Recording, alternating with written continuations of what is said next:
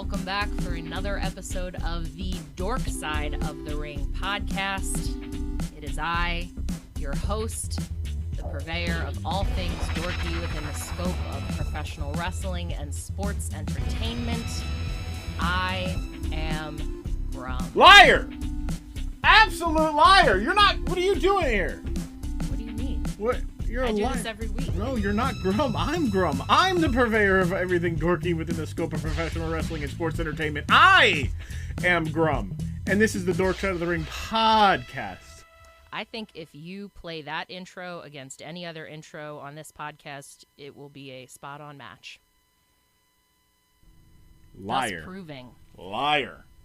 Absolute lying, conniving, beautiful guest host, guest host and everything. Am I a liar or just your biggest fan? Now you're definitely lying. Definitely not my biggest fan. You had to say I was right today. That definitely. You brought it up. I couldn't even make it more than 3 minutes in. I mean, barely 30 seconds. Not even. We are here on the Dork Side of the Ring. I am Grumm.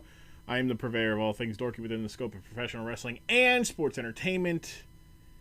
It is good to have you in the lovely, beautiful voice you hear in live. Not like, I guess most of the time you can't tell because I don't do phone calls. So either way, it's live and in person across from me, within arm's reach of me, holding hand length, my beautiful girlfriend, Katie. Hi, everybody. Thanks for having me. Before we get started, I would like your input as the host. How should I address you over the course of this podcast episode? What do you mean? Like, what are your options? I mean, should I call you what I call you, or should I call you how you introduce? I mean, yourself? however you want. I mean, is it going to be weird for you if I use your real name? Oh no, I've said TJ on here before. No, I get it, but no, it's cool. Is it bad for the brand? No, it's not bad for the brand. My email says my name. Like it's not a bad brand or anything. I don't think we've ever exchanged emails. You know what? I'll get you my business card when I make one. I never made one. Why would I make one? Content creators with business cards are often, not all the time, but often over prepared and overselling what they're capable of doing. In my experience, I know many that are very underselling of what they're doing, and their business cards are great, but I mean I think a bunch of them are over there. I don't know. You're behind the actual. I'm in the quote unquote guest spot, but I actually have the better mic. Yeah. You just whatever's fine. Okay, I'm gonna call you TJ. Okay. Because it feels weird to call you by your last name. Grumm. I've never been introduced to you that way. That's so fair. You're just not. Yeah. That's your last name in my mind. Yeah, it's also my username. Makes you think, how good is security on the internet if people can't dox me even when I give them all the vital information? It's because no one's actually trying to dox me. So. Yet, correct. Ooh, I just thought of a great Valentine's present. Getting swatted? Just like a nice old-fashioned doxing. Just keep it spicy. Just to send a SWAT while be streaming. Happy Valentine's Day, babe. Here's your. Maybe we do something on Valentine's Day, and then like all of a sudden, like your phone just starts blowing up, and you're like, "I'm so sorry, I have to take this," and I'm like, "I know," and then all of a sudden. I never take phone calls. You are literally one of 3 people I answer the phone when you get called. The other 2 are my boss and my mom. That's it. Well, if somebody called you, then you probably would think it was important on Valentine's night. I don't. Do you know that I don't? I have my phone set to the if I don't have the number saved, it goes straight to voicemail. Oh, you're kidding me. See, that's vital information. I should never put you down as an emergency contact. I mean, I haven't, but. Like really, really good to know that if I were in the hospital and it's gonna go straight to voicemail. They'll never find me. Straight to voicemail. No one will know where I am for days, and they'll be like, "Tell them to call you. Called your emergency contact. Call me from your phone directly. If you're incapacitated, like, just open the eyes so you get the facial recognition." I don't do that. Why not? I don't know. I just I mean, I don't know, like it. I know your phone password, and it is not complicated at all. It's very easy to remember. You're trying to get me doxxed. No, You're telling the people. Ain't nobody gonna dox your phone. I mean, her number is 710-437-2241. I'm so sorry to whoever's number that actually is. Yeah. The confidence, the people thought I was legitimately giving it away for a second. I know that. There's somebody like, damn, I can't believe Grumm's giving his girl's phone number away like that. Well, I mean, look, I will happily dust off the Reply Guy roster just in time for Valentine's Day if you want to give out my phone number. I mean, it would get released on Valentine's Day. That's right. We're recording this today, the 7th, 8th. So about short over a week. It's probably the shortest turnaround of a podcast I've ever done. But yeah, it is Valentine's Day. Happy Valentine's Day to you listeners. I hope you're snuggled up nice and cozy to the one that rocks your jollies. Oh boy. What? No, not good. This is your show. You say whatever you want. Yeah, but no, I didn't like the. I'm just here for I got different sounds. Ooh, you know. Awooga! Ow, ow, ow! You're just gonna become a morning radio. I'm gonna be soundboard? honest. Like seeing the mixer, like kind of made me think that I should have like like an old keyboard, like that you. Yeah, that's and all. You can set it to the sound. Well, that's what that is. The Stream Deck thing. I hit that and a bunch of, but it's not hooked up, so don't hit it. It is hooked up, but it won't come through, so it's just wasting your time. Oh. It's not satisfying. Wasting my time, not satisfying. Just in time for Valentine's Day. Just in time for Valentine's Day. Well, so normally I do the whole intro, and then we do the thing. You know how this works. The listener knows how this works.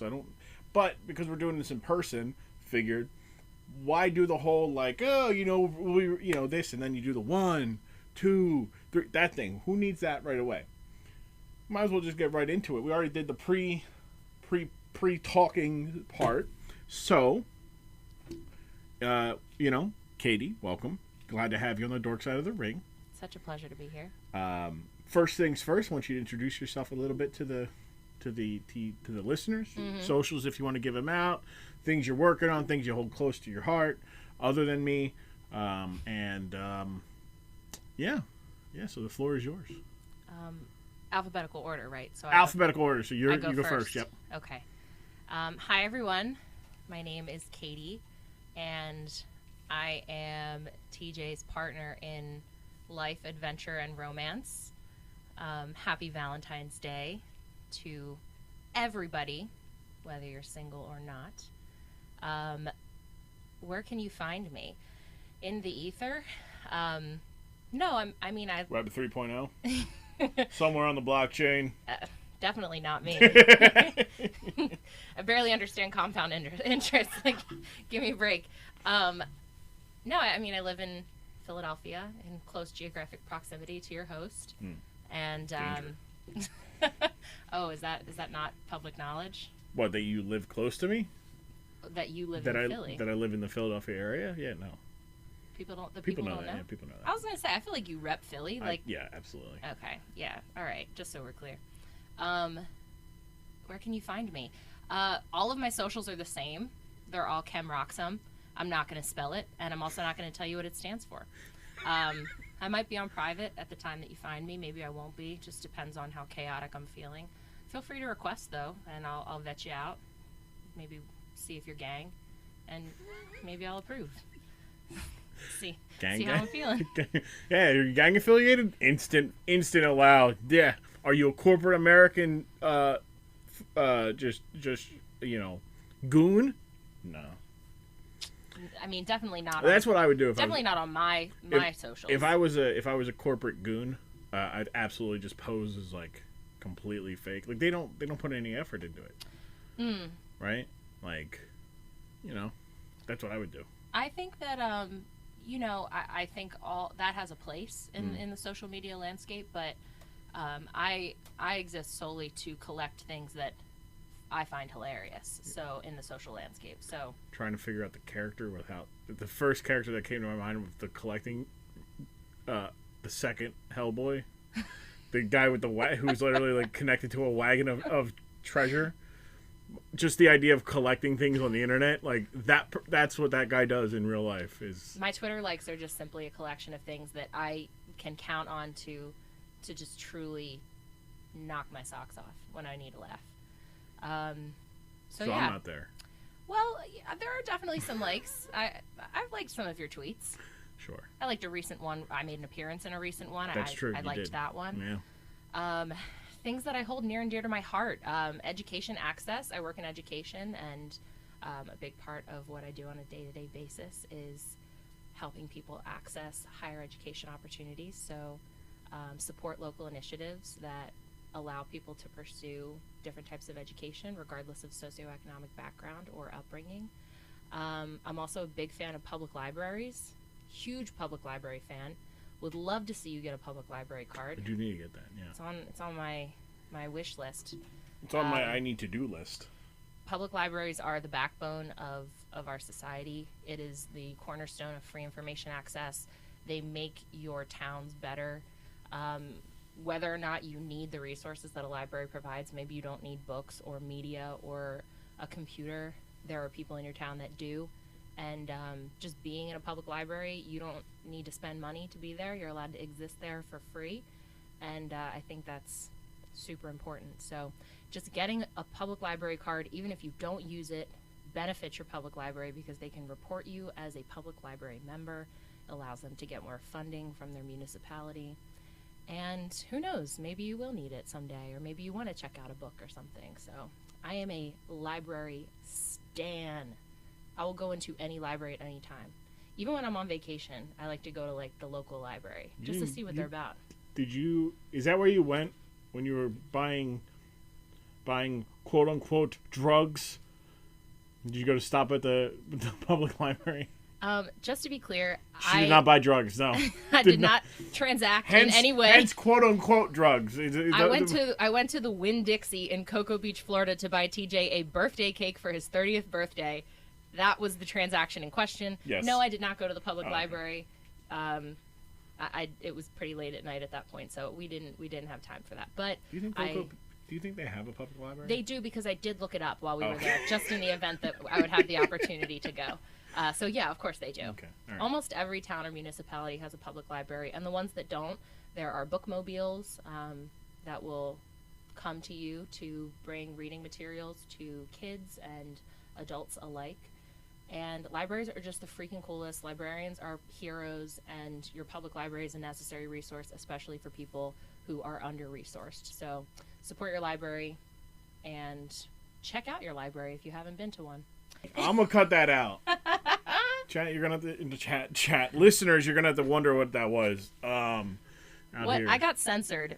You did get censored. Out here, you were worried about one thing earlier, and then you're like, fuck it, I'm just going to go do that. Well, at least tell them what it was. I gave location-sensitive information. Correct, yes. Location-sensitive information. That being said, support your local library. I just want to hammer that one home again. Wherever local means for you. Yes. Without me giving away where local means for us. It's straight up, hey, yeah, so go down here. It's this location, 123 Doxing Avenue. But yeah, libraries are very important. That's what I came on here to talk about, actually. Not really. Yeah, that's really... thanks for listening, everybody. Next week, we're going to... No, you're not going to be coming on. I'm not going to let you on the Dork Side just to talk about reading. Who are you, Chad Gable? Well, has there ever been, like, a librarian, like, wrestler? Yes. So... You'll have to have me back. So, there's been... they've done the whole teacher thing. That's not necessarily the same. Yeah. But they actually did have a librarian. So all Elite Wrestling, when they first started in 2019, they put out a search on their YouTube series, being the Elite, and they were like, we're looking for somebody to be the librarian for this guy. And this guy's whole thing was he's proper, reading, smart, nerd boy. Mm-hmm. And they were looking for a librarian to be his counter. And then they debuted Leva Bates as the librarian. And then she just tells everybody to be... That sounds awesome. She was around for a couple weeks, and then they were like, Imagine like pushing a full bookcase over on somebody. Just books everywhere. Paper cuts. Oh boy! Oh my God! See, that's some sick shit. I'm sitting here thinking of like deathmatch like wrestlers. Hardcore. Well, deathmatch wrestlers will take like they'll take like a razor blade, and they'll do like I'll get you, but like a paper cut, or they'll make you have a splinters. Paper cut right in between. Right in between. Yeah, like you could do that where you just don't actually do that, like the same like where people like snap the fingers, So basically, they're shirtless and they go like this and they snap like a chicken dance snap, but they it sounds like they just snap somebody's finger. I love that. It's a great acoustic sound. But yeah, trick of the ear, trick of the eye. Yeah. But occasionally trick of the eye. Occasionally you get a guy who can do like a trick, like has a trick joint, so it looks like his finger. So he goes, ah! And then he's like, boop. And he goes, and gets it right back in place. Yeah. Meanwhile, he was the one who did it anyway. He's like, watch this. Like I do with my thumb. And you're like, don't do that. I mean, it's a hitchhiker thumb. It's not, though. What? You definitely... it's just a regular thumb. My thumb's too fat to be a hitchhiker thumb, alright? Now it is. It used to be. I'd just be like... Remember in you know the movie Holes? Yes. They go to the top of God's thumb. Yeah. That movie is so good. Like, it's dumb good. Shout out to everybody who loves the movie Holes, especially my roommates. You know who you are. You can shout them out by name. You're allowed to do that. Maya, Jamie, Bella, Maddie. Also Shrek. Like the movie Shrek, not your roommate. you know that we all love Shrek. Love Shrek, yeah, you've told me this. Yeah, y'all want to watch Shrek? Shrek? We're big fans of Holes, big fans of Shrek. And go up to, you must carry Madame Zeroni to the top of that mountain. Yeah, it was me. Tabitha was my roommate. I don't know if I shouted out Tab in my first call. Tabitha, Maya, Jamie, Maddie. There you go. That was our crew. Ain't that everybody? Me. Yeah, you're there. Holes and DVD Shrek. or VHS? It was DVD, right? Definitely streaming. You mean like what we were watching it on? Oh yeah, my brain. Look, okay, there was. When was the last time you put a DVD in a DVD player? Do you count my Xbox as one? No. Yes. Yeah. So okay, maybe a couple years ago. Yeah. No, we were definitely watching it on streaming. Look, when I think of your roommates when you were working at that one place, that one evil place, wasn't anything bad. It's just an evil corporation. I don't know why, but my brain goes like, oh, this was before streaming was a thing, like thinking like 2012. No, it was like a couple of years, like a few short years ago. Yeah, it was short years ago, yeah. Well, because you got to remember, pre-COVID, but just before pre-COVID. 2012 for me was, all right, I'm done college and done school, time to become an adult and go into the workforce and slave away with dead bodies, while other people were like, going into their junior year of high school or college. Yeah, 2012 for me was probably the first time I saw a live wrestling event. Well, it's a good segue. Look at that. It's almost like I queued it up. But no.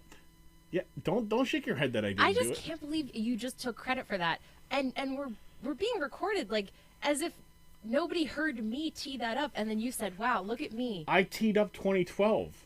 But you had no idea I was going to say that. I teed it up. I was going unwittingly. No, I didn't. You didn't know what you were teeing up. Are you insulting my intelligence? Not at all. I won't stand for you come on here on my podcast and you insult me in front of my fans. What's a bigger insult? I mean, whatever you're perceiving to be an insult right now, which I'm not totally sure what that is, or you taking my segue, which was masterful. I'll let the listeners decide whose segue it is, all right? I think there is a clear winner. It is me. So, speaking of professional wrestling, what is your experience with professional wrestling? It's kind of a long story. I'll try and truncate it as best I can. So I didn't grow up watching professional wrestling. I'm the oldest sibling in my family, and I never really had an older brother type figure. And me being a girl, that wasn't really interesting to me. So, and I didn't have anybody older than me who it was interesting to. so I just didn't really watch it growing up. That being said, my dad is a big fan of professional wrestling, but not like WWE style professional wrestling. Like old school, like George the Animal Steel, Andre the Giant kind of wrestling. Like that's more his. So early WWE. I guess so, yeah, but not like when you and I, early 90s. Yeah, your dad does not seem like the Attitude Era enjoyer. No. And he was, as you know, a college wrestling coach, so like he has a lot of love for wrestling across the board, but I wasn't really like permitted to watch WWE growing up. Like maybe it was on for a few minutes, but like they were like, nah, like don't watch that. You know, because of the misogyny and the bad behavior.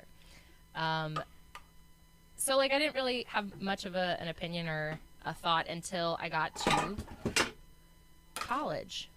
I'm just knocking things over. Don't mind me. Yeah, just he got really mad and he just started knocking things over, guys. Get her help. I'm totally joking. I moved one thing and it just knocked everything over, of course. I forget where I left off. 2012. 2012, yes. 2012. So yeah, didn't really grow up watching wrestling. Wasn't interesting to me. 2012, I'm in college at a large university where large events are held, and WWE Live was coming, and tickets were like $5 for students, and I was like, it's pretty cheap ticket for my Friday night entertainment. So I ended up going, and it was sort of at this time that like 3 distinct things converged that changed my mind about how I felt about wrestling. One of them being I had a blast at the WWE Live event, really enjoyed myself, and had a much better appreciation for what I was watching in real life than I had ever seen on television. 2, again, my dad, big wrestling guy, old school wrestling guy, started refereeing smaller local professional wrestling matches, and I had gone to see a few of those to support him, and that was also super fun to watch live. Like literally like teachers and librarians and just like random folks who did this as a hobby, and they were in like farmers markets and firehouses and like just random gyms. And so that was like really fun because it's obviously way different in production value from a WWE Live event, but the passion and energy of the crowd and the performers was very similar. So that was cool. And then the third thing was the premiere of a reality television show called Total Divas. Hell yeah!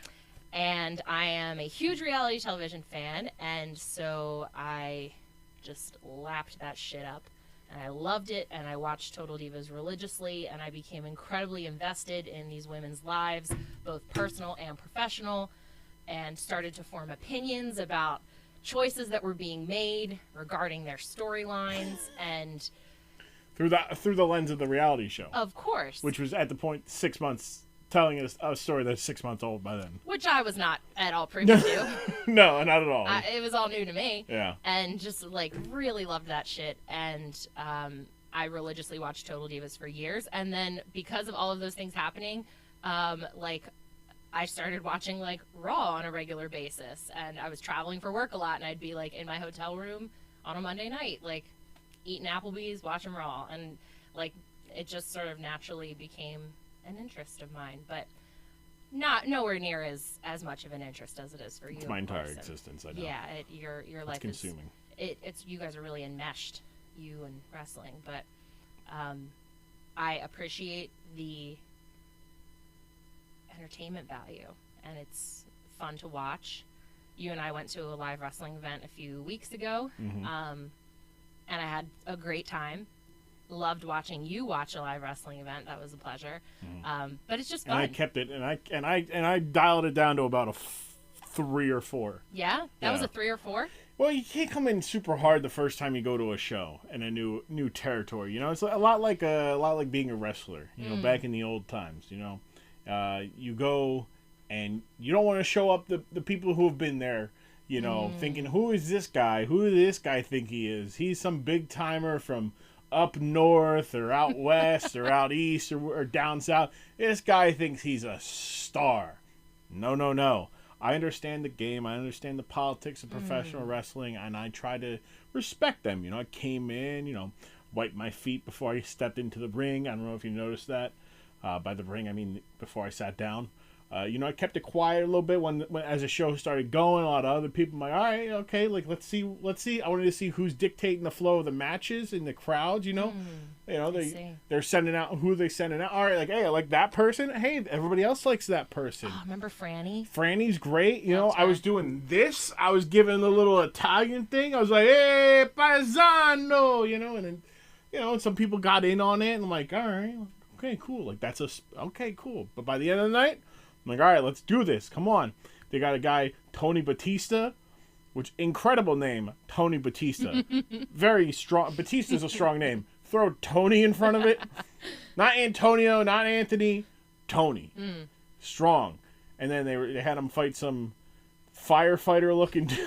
I got no way to. Like, we didn't see anything special. It was the lowest of local, It was done in what was it, a farmhouse? Farmer's market. Farmer's market. I don't know. An indoor farmer's market. And it looked like they literally blew the roof out right in the center so that the wrestlers could get onto the top rope and in theory do anything off the top rope. There wasn't much space for wrestlers to like dive or anything, so it's very, low key. A lot of character work. They need to invest in some tag titles. They got the tag titles on these boys, the Top Dogs. They're not Top Dogs. It's Top Dog and Scum Dog. Yeah, Top Dog and not Scum Slumdog, Scum Dog. I forget what it's like. They're from the Bachelor Pad. It's something, yeah, from the Bachelor They're Pad. from the Bachelor Pad. That is where they hail from. And obviously they're all like local, so like, they're all coming from the same area, so they have to do something. Like coming from the most expensive hotel in the area, or like the local Radisson. Yeah, the local Radisson. It's like, oh, this, hailing from your darkest nightmares. You're escaping from the local asylum, like, recently released from so-and-so penitentiary, like. Well, I was fully prepared for you to, and like, this is not to knock you, but I was like hesitant to bring, because I suggested this. This was my suggestion. Suggestion. I follow this particular promotion, and I made the plans, and so I was a little worried that you were going to be like, this is too low rent for me. No. I sample the finest wares in professional wrestling. I only like it if the arena is 10,000 or more. That is the only wrestling that I get out of bed for. No. Not this local fair. This but pig honestly, slop. You got into it. Of course I did. You really got into it. I love pro wrestling. Like, I love just, hey, y'all are putting your body through it, and the least I can do is boo or cheer. If you can't make me boo or cheer, I'm not about that life. Like, that's why I liked Scumdog and Top Dog, because when they came out, they were assholes immediately. They came out to Migos dressed in like some fucking fake ass Gucci satin jackets, oiled up. One guy came out wearing multiple hats and wrestled in both hats until they fell off. And I'm like, nah, you are a dickhead. And like, he came up to me and I'm like booing him, and he's like, hey, you're gonna be cheering me by the end of the night. I'm like, yeah, I bet, bud. And I'll have it here. I will forever boo them. However, I was gonna say, you were engaging in some back and forth, but you got to. It's hilarious that you are saying that you were booing them the whole time, because the minute we walked out, you were like talking about how you could. I'm just saying, look, join their team. If they need a big dog, I'm here. Big dog is here. They need a heat. Like, the thing is, I am soundly 6'9". For sure. No doubt. 6'9", right? Honestly, it's making me uncomfortable that your head is touching the ceiling as you're sitting. Yeah, it's a very. I just grew another inch. I'm 6'10". My joke is, and it's simply for her, because she's noticed this, is I tell people I'm either 6'2", 6'3", or 6'4". So every so often I'll throw in, and this is an Easter egg for you, listeners, loyal listeners at this point. I could be 6'7" tomorrow. I could also be 6 foot, like, all this stuff. But I was noticeably larger than everybody except Tony Batista and What was it? The dude named the guy came out in the shoulder pads and beat up the guy who clearly did not want to actually wrestle, but he had a mask on and just wrestled in a t-shirt and jeans. I don't remember. It's not Gladiator, right? Oh, Gargantuan. Gargantuan. Yeah, now he is legit a large human being. He is absolutely 56 years old. He just goes to the way he's definitely like 56, 57, working at like a firehouse, just clanging and banging weights when he's at home. Like he's got a lovely family. I saw them. I was gonna say, you know what's so fun about that? He's got a family. He sat in the audience after his match. Yeah, the intermission happens. He sells some merch and then he goes and sits down and enjoys. Like the man just loved pro wrestling, and I love that. Like, but it's just funny that like it is. I always say this often. I'm a big fan of beef in my wrestling. I like big meaty men slapping meat. There wasn't a lot of big meaty men slapping meat. But then again, you're not going to get that from, local independent wrestling place most times. They had Matt Cardona. These are locals. These are locals, and like some of them are in fact chasing the dream. Like one of them got to wrestle Matt Cardona a little bit ago. I want to say in like November or December. Like I looked it up. I'm like, oh, cool. Let me see this guy. Tony Batista's absolutely, going the circuit in this like area because, he definitely looks the part. Like there are people who are legitimate, and then there's people who are just like, I enjoy this. You know what? Once every month, I get to put on the tights. They don't fit me very well, but I put on the tights. I go out there, I bump around, I get out of breath within 3 minutes. The match is going 8 minutes, so I am huffing and puffing for a solid 5 minutes. And then somebody counts, and they go 1, 2, 3, and then that's it. Well, 1, 2, 1, 2. 1, 2, and then 1, 2, 3. Yeah. But lots of 1, 2s. A lot of 1, 2s, and like as a fan, you gotta be like 2. And you gotta let them know.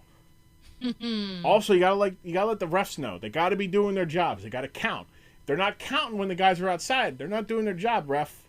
Refs gotta get them in and out, do their job. Referees gotta do their job. He'll do their job. There was one in particular who was really rules He was really rule, and I'm like, yo, you're doing the Lord's work there, Mr. Referee. Like you're out there making sure everybody's staying. Plus, like the thing about it, like the event that we went to, there was a triple threat between 3 women. And it's like, oh, it's cool that there's at least some female wrestlers on, this card where it's just like, oh, all local, dudes for the most part. And you're like, yeah, let me get, like, can I see? And it probably was my favorite match of the night, just simply because, like, you had Franny, who was just... she was great. You had Franny, you had... Franny looks like somebody that I would be friends with. Yeah, she's just lovable. And then you had... who was it? You had like some like you had two. You had this just one of them. I think the girl who won it was like something like what was it, like Alex Fox or like. But it was like some like over the top name, and she's like apparently had just came back from a break or something like that. And then the other one was like Backwoods Barbie. Or it was like Backwoods Barbara or something. And she was just like.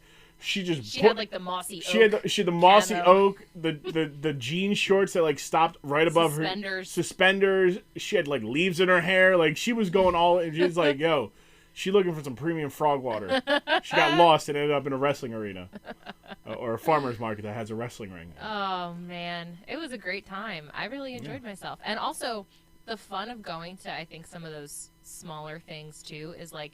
You and I walked in. We were late. Like they were packed. The arena, quote unquote. I mean, it's a relatively small room, but standing room only. I mean, like we walked in. I walked in thinking because I've been to a few of these before. I walked in thinking we'll find seats, no problem.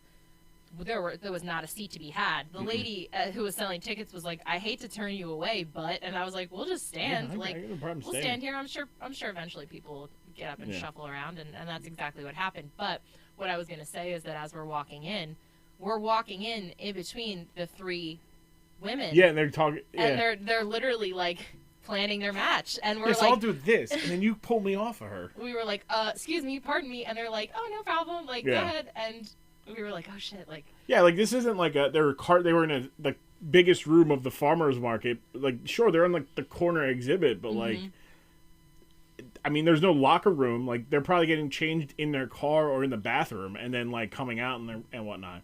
I think my favorite was like the owner of the promotion, just like who was like a great guy, like super Italian, like he goes like a match ends in a DQ or count out, and he's like, "You wants to see these guys go again?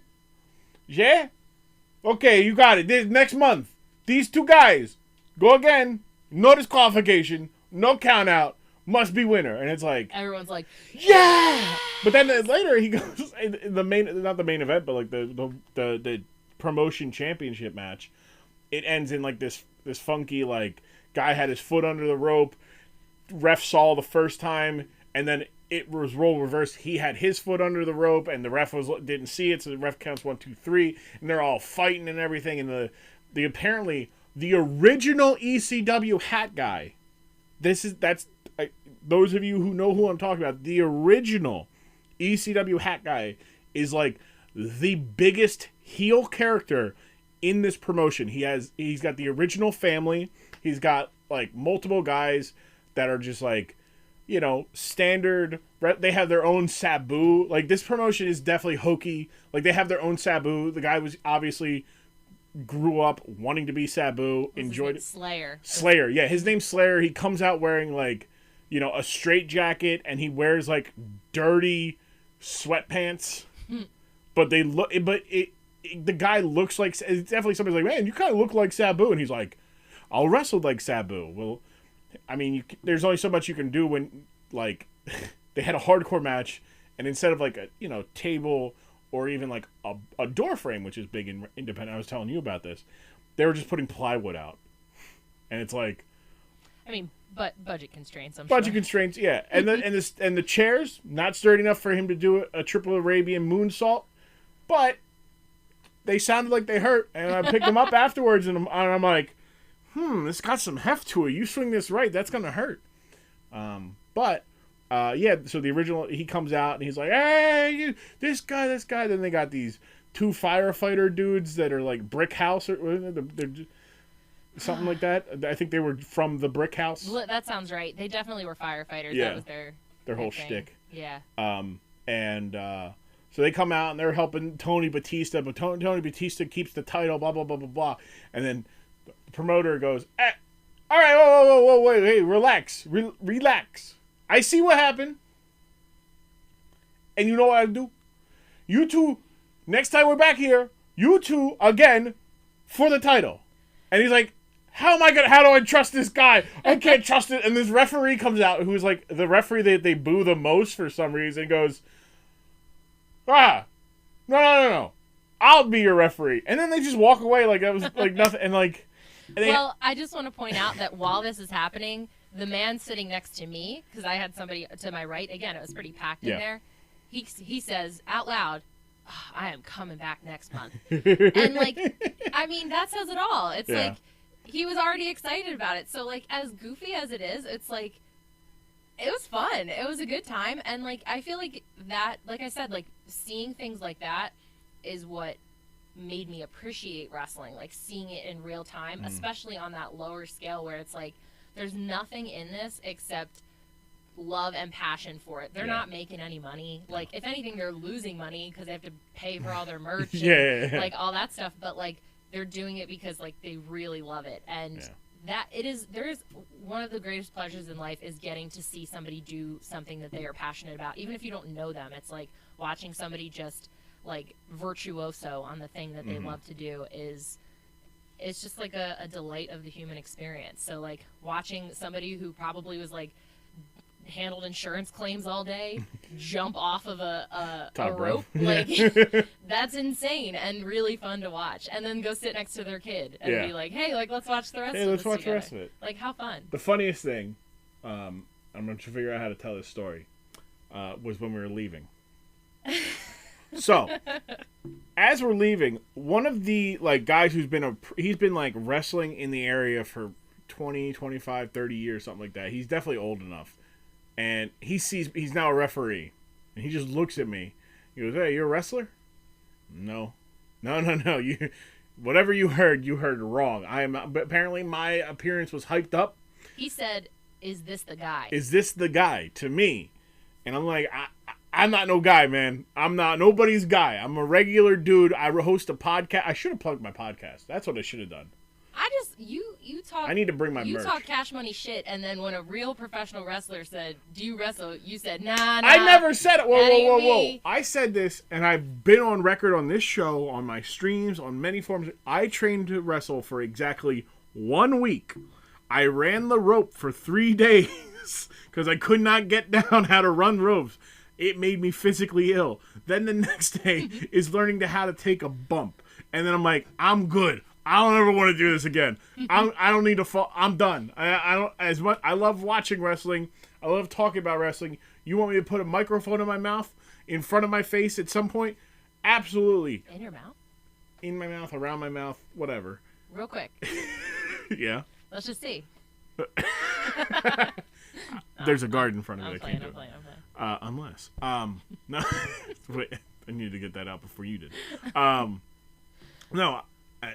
Nope. I'm not no wrestler. I'll wrestle if I don't have to fall down on my back. If I'd be like Andre the Giant and just never fall on my back, I'll be a wrestler. People just run into my fist. I'll do that. They want to jump so I can slam them. I'll do that. Well, but me taking bumps? No sirree. Well, why do you think where do you think he got that information? I mean, I'm 6'2", 6'3", 6'7". I'm handsome. I'm good looking, strapping young man. I was 29 at the time. So I'm 30. It's too old to get in the game. And he's like, man, you the guy? I'm like, no, sirree. I am not the guy. Maybe a referee, told him that they saw this big guy. Because I did stand up and I was getting loud. They're like, damn, this guy, he's got it. If he's a wrestler, I'm like, nah. Manager, maybe. I could be a manager. Okay. I definitely talk. I definitely go, I go eye to eye with the original hat guy. Tell him to get his Johnny Bahama ass out the ring. You were begging to be part of the Top Dog team, though. Look, I'm just saying. Y'all need a big dog. Woof, woof. That's what I'm saying. Can you imagine me in some fake ass satin Gucci jacket? Come out in some Gucci sweatpants. I don't think you I would adore to see it. I would come out. Provided that you don't sustain long-term injury. I'd come out to the future and I just fucked your bitch in a pair. Just me and Roman Reigns coming out to Dirty Sprite. Oh, okay. Yeah, that's it's Paul Heyman going like, hey, I bestow upon you the advisory role to the tribal chief. I feel like this is literally a peek into your dreams. You always say that you can't remember your dreams, but I feel like you're recalling one right now to me. I didn't even tell you my dream the other night. The other night, I had a dream that was pumping gas, and I turned around, and my boss was like, we give people like you this job. And I'm like, what? I was pumping gas in my own car. I was in some podunk town, and my boss just appeared and goes, we give people, unreliable people like you, the responsibility of filling up your car with gas. And I'm like, what the fuck? I think that's your brain telling you that you shouldn't let your tank go down to 10 miles to empty before putting gas in it. I'm going to let it go to 6 now. Just to punish me? I'm at 30, so I got at least 2 more days of work. Okay, I would love some feedback on this from listeners. Yeah. How low do you let your gas tank go before you put some gas in it? And I'm not saying you don't have to fill it up. Prices are high right now. I mean, a 20 in the tank will do it. But, I mean, how low can you go? How low can you go? How low can you go? How low can you go? Because I start to get real anxious at about 50 miles to empty. I start sweating. I'm worried my car's going to shut off in the middle of the city where I work. Here's the thing. I get 3 notifications. I get a 50 miles to empty, 25, and a 10. All right? 25 is when I go, I should probably fill this up. But then I go, I'm on my way home already. I'll do it tomorrow. I start questioning, though, I guess part of it, too, is, it may be 35 degrees out, but if I want to turn the air conditioner on, I don't want to have to worry if I'm burning through the last mile of gas that I got to get me home, I need enough gas to live large in my car. I need to be able to blast the AC. I need to be able to gun it if I got to zip around a bus real quick. If you gun it and you only got 20 miles to empty, I mean, that's 10 miles gone. Now you got 10 miles left. What 1993 ass Hyundai Sonata are you driving? It's a Hyundai Elantra, and it's a 2015. Why are you worried about pedal to the metal at 10 miles and gone? That's a concern. I work in the city. I understand, but if you're gunning it to get around a bus, I surely am on a daily basis. Yeah, but spending 10 miles, how many miles again do you have? Listen, I got to get up from 0 to 60. That pedal's on the floor. And that's taking 3 minutes and 47 seconds from the sounds of it. God damn. If you don't lay off my damn car, I love that car, and I will not tolerate the slander. I'm not slandering the car by any means. You leave her alone. Okay. She's the only piece of property that I own. That's fair. And you will treat her with respect. I do. I have. I'm just saying. If you are spending, and I'm not blaming the car for spending 10 miles of gas going around. Look, maybe in her heyday, it didn't cost me 10 miles. She could have, done it with 2 miles. But, she's getting a little older, and it takes a little while to get her going. I don't have to explain this to you. I need gas in my car. That's all I'm saying. You got any money? Yeah, I got you. Slap me a 20 real quick. Yeah, I can do that. But yeah, so what we're here for is not to talk about your car, your gasoline prices, we are here to talk about wrestling. We're talking about a topic in particular. As you know, as a self-proclaimed biggest fan, I said I'm your biggest fan. Yeah, that's what I said, self-proclaimed. I didn't say I was the biggest fan of the Dork Side, even though I am a loyal listener. Well, the Dork Side is me. I'm you as a person, your biggest fan. Gotcha. Okay. And I would go toe-to-toe with anybody on that. So if you want to fight, let me know. If there's anybody out here that thinks you're a bigger fan, let me know. All right. I think Jim Jam might fight you. It's on. No, so, what we do, we context a little bit here. It is Valentine's Day, the day that this episode is dropping. Love is in the air. There is nothing more lovely than people being married. Interesting.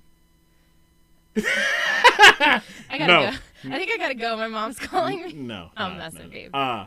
No. So the listener was definitely like, "Wait a second, no." No. I was like, Could you imagine if that's how it went? Wow. Oh God. Well, it's really weird that you said that because my coworker. I told my coworkers at lunch today that I was going to be on the pod tonight because they all know about you. They listen? They follow me on at Dork Side Ring?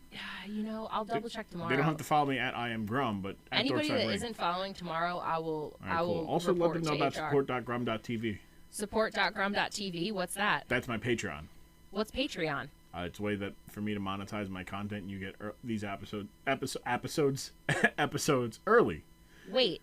So I can support you with monetary contributions? Absolutely. And have early access to exclusive content? Yes. And where can I do this? Support.grumm.tv. Support.grumm.tv. That's right. Support.grumm.tv.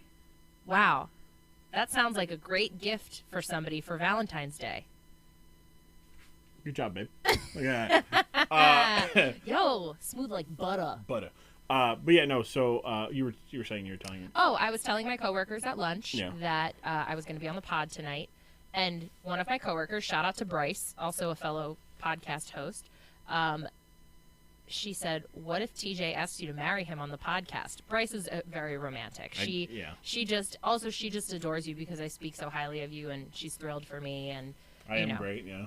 I'm always talking about you at work because you're the bomb. And anyway, I was like, Bryce, can you imagine? At no point did I mean, when you said that, I was like, oh no. That's funny. I don't know. I would have worn something different. No. Not that. Okay. Not at this Okay. No, weddings are the things, and I'm kind of making this context up because I just wanted to do the little thing there, just because I knew you would be like, whoa, wait, what? Got me. So weddings. Weddings. Favorite moment from a wedding? Oh. I know you've been to weddings because I've been to multiple weddings with you. From any wedding or any like wedding. A TV wedding? Or... Any wedding. TV, real life, movie. Oh gosh, I mean I have several. Music video. Like international player anthems didn't go well, but I mean, you know. I truly have several, and they're all incredibly different. I mean, I've officiated 2 weddings for childhood friends. Those were incredible moments to be a wedding officiant. I was the maid of honor in my best friend Caitlin's wedding a few months ago. You and I went together to her wedding. Shout out to Caitlin and Jordan. Their little baby sprout on the way. Caitlin is a big reason why you and I are together, because she manifested it. She has been on Team TJ for years and was like, Katie, if you don't shoot your shot with this man, you're an idiot. And interesting. You shot your shot. I did shoot my shot. Interesting because of what it relates to, not because of. Oh, well, I look forward to see where this rambling journey of mine takes us. Yeah. So yeah, big shout out to Caitlin, because she was instrumental in nudging me toward shooting my shot, because I was shy. I didn't know if he liked me or not. And so her wedding was incredible. I had such a fun time with you, dancing with you, and that was a really good time. So that's a moment that I cherish. And being her maid of honor, getting to give this speech, and you pep talking me before giving the speech. Yeah, you were psyching yourself out a little. You're like, I was not a little good. nervous. I just love Caitlin so much, and like I wanted to give her like a really good speech. You're tearing up right now. I am getting a little emotional. I just love her so much. She's my best friend, and I wanted to give her a really good speech, and so I felt nervous about delivering that. But that was an incredible moment.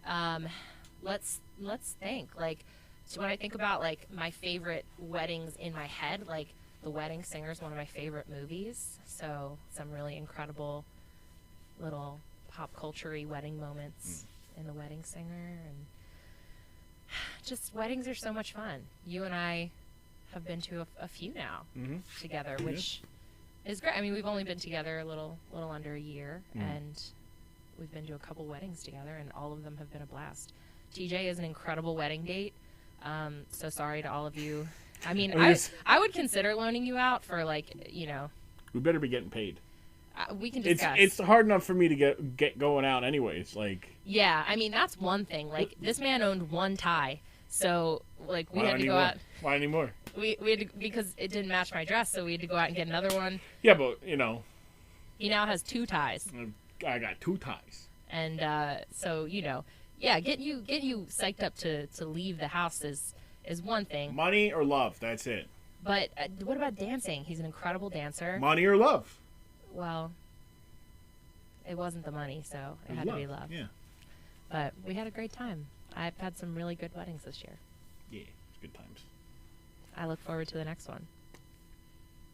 Hopefully it's not for some quite time, because I am all tuckered out from the year that was 3. That 3 was rough. I know you had more. You went to like 7. 7 weddings this year, and you too much. You had 3 spaced out over a lot of time. Much. I had 2 within a month of each other. That was rough. Was it? We had a great time. It was a great time. Still rough to be like, oh, all right, cool, I can relax. Well, it was also you had a lot going on. Yes, that's true. Which you is, really I was value trying relaxing. I absolutely do. Relaxing is really high up on your list of priorities, and it's mine as well. But also, like, attending friends' weddings is also high up on my list of priorities. Yeah. So being there for the important stuff. What's your favorite wedding song to dance to? Like, when it comes on, you're like, everyone report to the dance floor.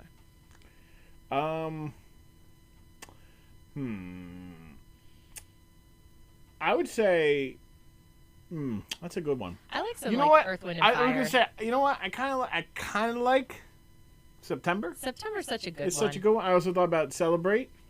Celebrate. See, I could write a dissertation on the importance of like just decade representation in wedding music. Woohoo! Yeah. See, now look, there is good decade representation. You know, if you gotta cater to the older relatives. You really do, and some people don't. I think it's disrespectful. However, it's their wedding, right? So yes, that trumps everything. So Agreed. if the bride wants to be listening to, you know, she want to be listening to Up by Cardi B, or she want to be listening to, you know, Nasty Girl. She wants to listen to whatever she wants to listen to. Hell, she could be listening to WAP. I'm not going to disagree, because whoever's paying for it gets to pick the music. Bang. But that being said, I think it is a magical experience when everybody can all dance to the same song. Shout is also. I mean, cliche, but also Cupid Shuffle. Everyone loves the Cupid Shuffle. Any line dance. You know, I was actually at a wedding that they did the electric slide at recently. I haven't seen the electric slide in years. Cotton Eye Joe is good as well. People's aunts were on the dance. My aunt was, I've never seen her dance at a wedding. She was out there doing the electric slide like nobody's business. Like, people just, they love that. Tonto's always good because you get everybody doing the, you know. Jump on it. Yeah, exactly. Jump on it. Yeah. So, what about you? So I mean, I would agree. I think September's like the first one that comes to my mind just because people love it. Especially if you're getting married in September. That like one, if you can nail it down to being married on the 21st night of September, bang. I think Don't Stop Till You Get Enough is also a popular choice. You know, I love that. I feel like nowadays I would probably put on my list, and it's one of those ones that it doesn't fit, but I would like to have Smoking Out the Window, because it's just fun. You want fun songs. And yes, the idea of Smoking Out the Window is talking about how a man is being emotionally distraught because his girl is just running him. She belongs to everybody. She cheating on him. Congratulations, Mr. and Mrs. Mars. And then you're just like, this bitch got me wearing a ring. Oh boy, you're an agent of chaos. I am, but it's a fun song.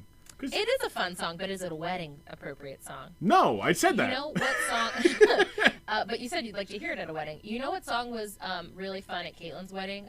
Just What I Needed by the Cars. I guess you're just what I needed. That was a little fun throwback. Yeah. Like, but also off the wall. Here's the thing: there's only two genres that you can have at a thing. It is pop, whatever decade of pop, and anything like pre-2010s hip hop, right? Because you could get like a little bit of you get a little bit of, you get some little jog, get some bling hop in there. It's going down. Me in the mall. Me and you in the high school cafeteria in separate friend groups. Yes. Just like did you want to discuss our origin story? We didn't really discuss how we know each other. We can get to that after the thing, because what we're talking about today. Yeah, tell me. Sorry. This isn't my podcast, guys. I don't know if I tricked you earlier when I did the intro, but this isn't my podcast. I'm just a guest. No, today we are going to watch from the September I had it. I'll look at it. Do you remember? Wrong thing. Look, the talk September about segue. Come on, babe. September. It was almost there. The September 14th. But the 2021st night of September. September 14th, 2021 episode of NXT, we're going to watch the wedding between Indi Hartwell and Dexter Lumis. Oh, I know this is one of your favorites. It is by far the greatest wedding in wrestling history, bar none. This is better than Macho Man and Miss Elizabeth. This is better than Uncle Elmer and his girl. Better than Billy, definitely better than Billy and Chuck. Better than Al Wilson and Dawn Marie. Better than AJ Lee and Daniel Bryan. Bet you didn't know that. I didn't. Yeah.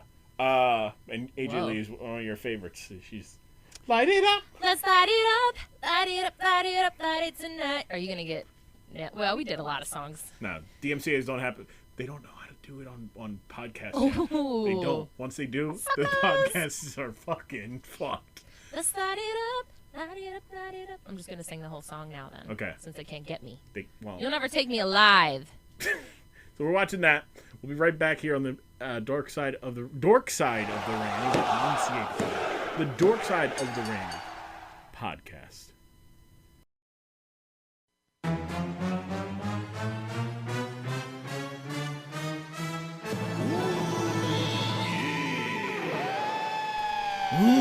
Yeah, let me tell you something. Happy Valentine's Day. Yeah, it's me, your lover and corporation.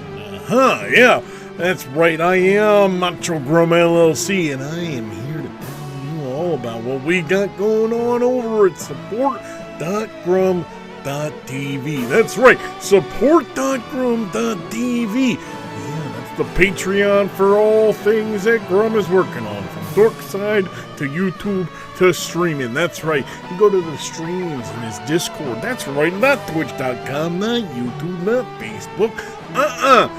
His Discord community members there are plenty. Yeah, and more importantly, no ads, no DCMA rules in his live streaming. Yeah, that's what we got going over there stream-wise. Discord, that's Grumm.tv. You can get there. Yeah, you can also go to the support.grumm.tv Patreon and see some of the nice and exclusive content. Yeah, exclusive viewing of watch-alongs, full pay-per-views like last month. Yeah, Great American Bash 2000. Yeah, now, or this month, we're gonna have December to Dismember. That's right.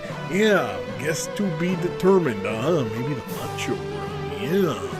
Or you can get a little watch-along, yeah, of the episode 15, yeah, Isaac Yankum Bret Hart match. Yeah, Boom the Bomb Music Chick, yeah, in that. All that on the Patreon, yeah, YouTube is T Grumma, yeah. And I'm the Macho Grumm LLC telling you, yeah, hit that elbow drop on support.grumm.tv. Now back to the two lovebirds, dig it. That's the InDex wedding, the wedding of InDex. We're back on Dork Side of the ring, the Dex side of the ring, the InDex side of the ring, in Dork Side, Dex. I don't know where I'm going with that. First impressions, babe. What a treat. I mean, that was a lot of fun.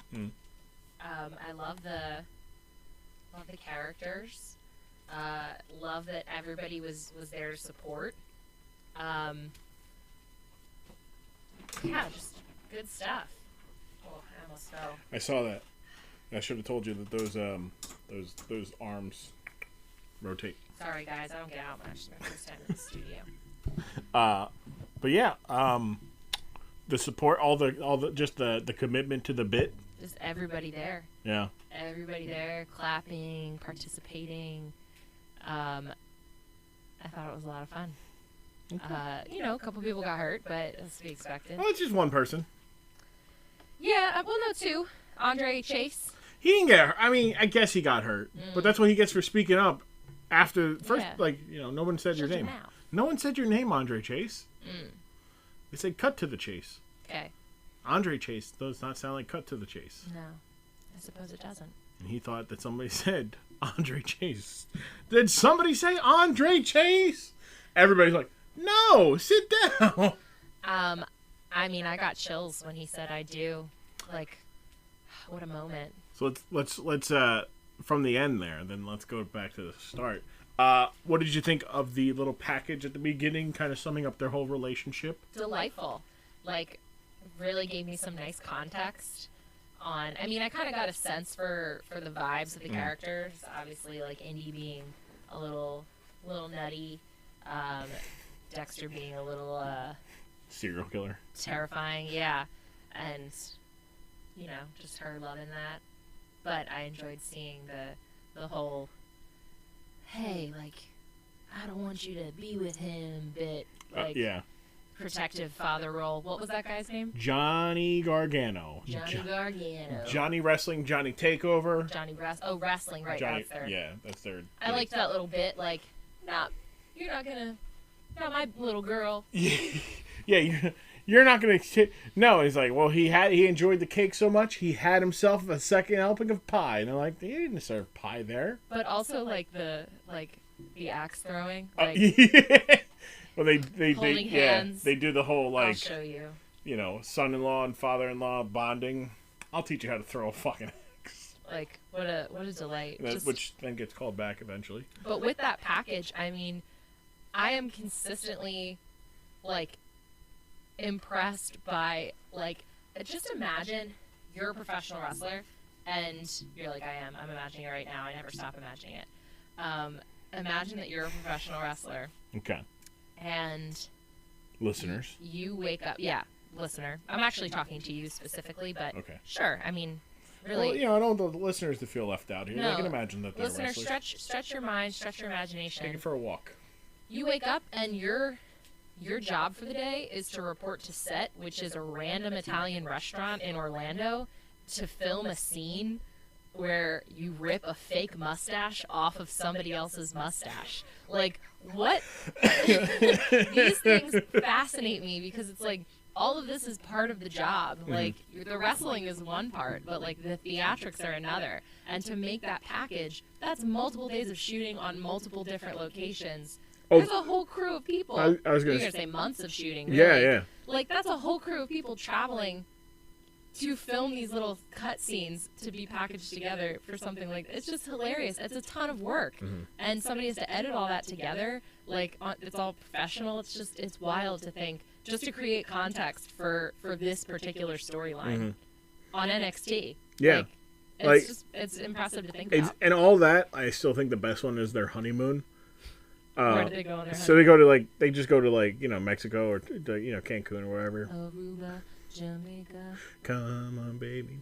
Yeah. And the Mr. and Mrs. Wrestling, Johnny Gargano and Candice LeRae, join them on their honeymoon. Huh.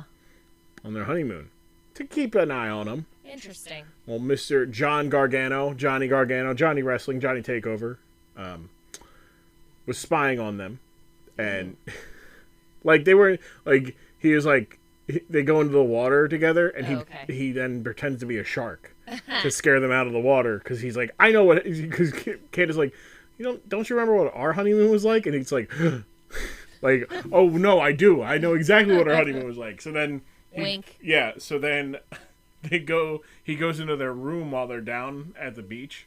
Sir, don't be looking places that you don't want to find. And that's the thing. He does exactly that, and he opens up the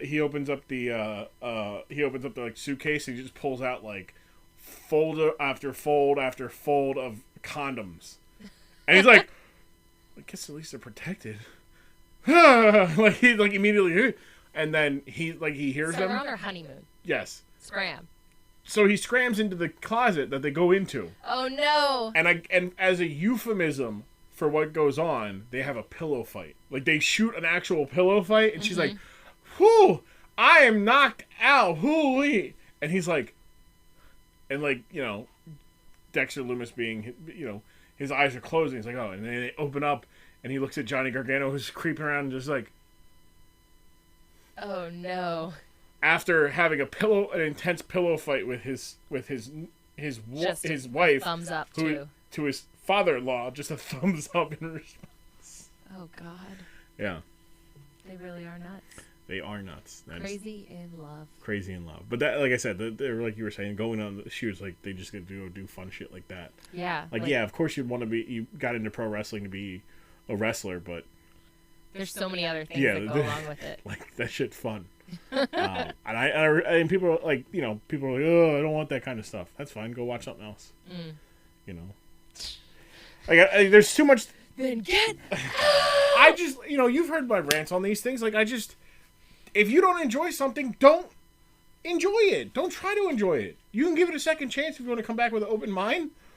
But don't be like, that was terrible. I can't watch this. Then don't watch it. Go the fuck home. If you're home and you can't watch it, change the channel. Literally, click. That's all you got to do. Please don't yell at me. I'm not yelling at you. I'm yelling at these schmucks on the internet that complain about pro wrestling not being pro wrestling when they're watching something that's not pro wrestling. I'm your first podcast guest to get yelled at live in the studio. You're not getting yelled at. Well, no, you're not yelling at me, but... Yeah, I'm just yelling. Yelling to me. Yelling with you in the proximity. I felt it. I felt the wrath and the rage. It just rolled. It rolled off you in waves. Nerds. These goddamn nerds being upset that this thing that they had the fury. Yeah. Your brow furrowing.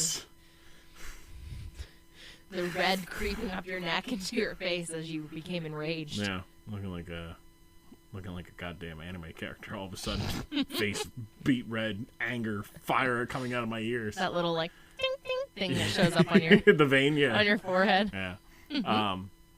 Yeah, so they do the package. They have a nice, sum up if you haven't seen everything. Mm-hmm. Gives you a good idea of what's going on. And then, they're like, oh, hey, we're going to have our wedding soon. Some of the guests come in and they come down. They have, this is the first episode of NXT 2.0. So it's the first time we're looking at this big, LED giant screen, and they shoot it so it looks like it's a wedding hall, that people are coming down the wedding hall into the venue to sit really down. Nice.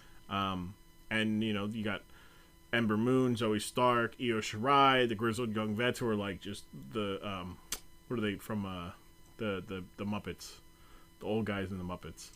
Oh, Statler and Waldorf. Yeah, they're kind of like that. The whole thing. We're like, there's no way this goes off without a hit. There's no way. First off, he's not going to show up, and if he does, it's not going to go right. Yeah, pretty ugly. Yeah, they're the best. Yeah. They come back from commercial, and everybody's in the ring except Indi. So we get to see, Dexter's get up, his suit. Great. Oh my gosh, it's like this gold. You want to describe? I would love to. It's like a what's the name of somebody who? A ringleader. I said circus conductor earlier, but I meant a ringleader. Ringleader. And it has like these two long tails, and it's this black and gold embroidered jacket, and it has a nice black collar on it, and it's just like $1,000,000. It's just a nice coat. I'd like to see you get a coat like that. Really? All right. I would, yeah. Noted. What'd you think of the bridesmaids' dresses? Looked a little similar to I was about to say, they looked very nice, like real bridesmaid dresses. In fact, I wore one in a similar color very recently. It looked very legit. Were the bridesmaids also wrestlers? Some of them were. They were all like everybody was personalities within. Okay. So like I couldn't tell if they were like her actual friends. No, some of them they didn't play a huge role. No, they kind of do, kind of don't. Like they would have like a lot of it you had to. That was one of the things where like they didn't do a really good job of. They committed to this bit for months, where like they would go onto each social media show that they have, and as a couple, or Indi would go on and she would proclaim her love for Dexter, all this stuff, and they'd have all this conversation going, and everybody would be so happy with it and all that shit, and then like they would like be like, oh my god, like, hey, you've been so supportive, do you want to be a bridesmaid? And they're like, yes, I would love to be. So then they kind of but it wasn't that important. Like one of them was a backstage announcer for NXT. One of them was a newer talent. She was like, "Oh my god, like I love you, blah blah blah." And she's like, "Yeah, you could be." So it was a long build up to this. Yes, it was almost a full year. Wow. So it all started when Johnny Gargano was wrestling Dexter Lumis. Okay. And he scared the shit out of Johnny Gargano because he's a fucking weirdo. He doesn't talk. He doesn't blink. He does that little spider crawl thing that you saw them doing. Yeah. He does that. Like, you would be like, oh my god, thank god this guy's out. Like, I can breathe. And like the camera would do it where he'd like just come up right and you're like, what the fuck? And he's just a weird dude. So then that's where Indi was at ringside one time for his match, and like Dexter was like stunned, and she's like just melted. Lock eyes from across the room. Yeah. She's like, huh, which is in the thing, she's like, call me. Mm-hmm. And they would just have this back and forth where she's like, I really like Dexter. And they're like, what? He's weird. He doesn't talk. He wants to kill me. Like, he's put people in body bags and like all this stuff, right? Where they play up he's a serial killer. Sure. So they played up for a year. Just great. So this was the culmination of like maybe almost, I want to say 10 to 11 months of storytelling. I love the like macabre angle too, where it's like she's kind of like into that spooky shit. Yeah. She's like, yeah. And he is spooky. Yeah. And I like that. Like it's kind of a Morticia Gomez vibe. Mm. He's not exactly like a Gomez type, but like still fun vibes. And there's something off about him. Yeah. He's eclectic. There's something, I don't know if eclectic's the word I would mean, you use. saw his jacket. The jacket was, the jacket went crazy. Like, not so whoever in the wardrobe department put that on him that was a good jacket. And she had a nice dress too, actually. I quite liked her wedding dress. But yeah, I just like the dynamic. I like that she's kind of the boss too. She talks. She kind of says what they're gonna do. I mean, she proposed to him. Yeah, she shot her shot. She shot her shot. Oh, there it is. See, now you see why I said it was. Now you might appreciate her. See, that's what we call a tie-in in the business, folks. Oh, wow. Oh, man. I was slow on the uptake there. I see. Thank you for playing it up. Thank you. Whoa! I'm not done yet. NXT 2.0. Reaction 2.0. Whoa! I see what you did there. So, do you want to tell the story? I feel like I would enjoy hearing you tell it. Okay, all right. So, me and Katie went to high school together. Did not really, frequent the same circles. But I like to say like we were like ships passing each other in the nights at several key times in our life. Where it's like, and you're just like, okay. We were in the homecoming court the same year, but we weren't in the same side of the car. And I'd like to just say that was a big year for underdogs. That was the only time either one of us had made homecoming court. I mean, I was well-liked, but apparently, I don't know. That doesn't mean you weren't well-liked. I just mean, usually, it was like the really cool kids. We were like... I was a cool kid. You were. You were a cool kid. But not that cool. Like, not homecoming court. Only one person there was not a typical... That year, I feel like that year, though, was just like a year for the people. The everyman. You and I were for the people. We are for the people. And power to the people. Yes, and we got the popular vote that year because the people knew we were for them. That's true. So, yeah, homecoming court together. So that was one thing. Senior year, senior trip. We hung out. We were in this. Our group was a very large group. Mm-hmm. The ongoing joke of Pizza Planet. Yeah. Mm-hmm. Both enjoyed Toy Story. Sorry. Toy Story. We used to play volleyball after school sometimes. Yeah. So like our, senior year is when we started to, and then you went across state for school. I went to Temple.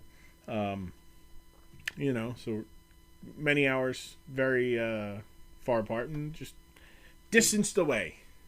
Then 5-year reunion happens. Kind of hung out a lot. I was like, oh wow! Like I think at this point, I think we ended up talking about wrestling. Like you're like I love Becky Lynch, like she's so great, and I'm like, yeah, Becky Lynch is good. I feel like at that point I was probably a big Natalia stan. You also enjoyed Natalia as well. You're like, I like Becky. Natalia's my favorite. She's great. I used to love to just I would just say that to. This was obviously before the 5-year reunion and all that stuff. But I would always say something. If I was talking to a guy in a bar, I'd be like, yeah, Natalia's such a good technical wrestler.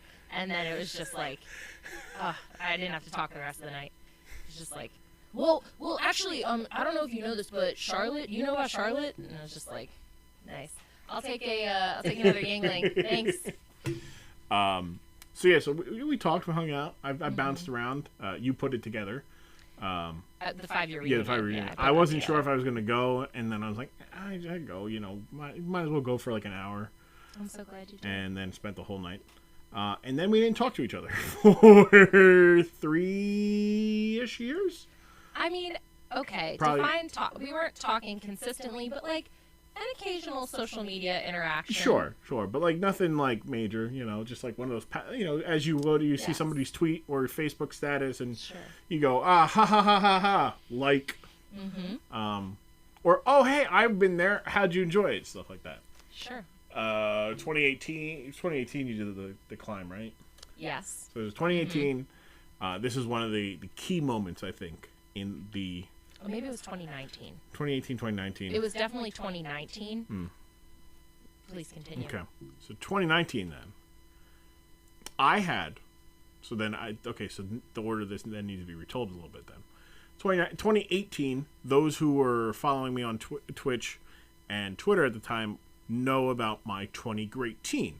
I would talk about how, today is a great day because of this or that. Or if it wasn't a great day, it's still a great day because I get to live. These are they're just changing the way I looked at each day to be grateful for things and make the make the day great.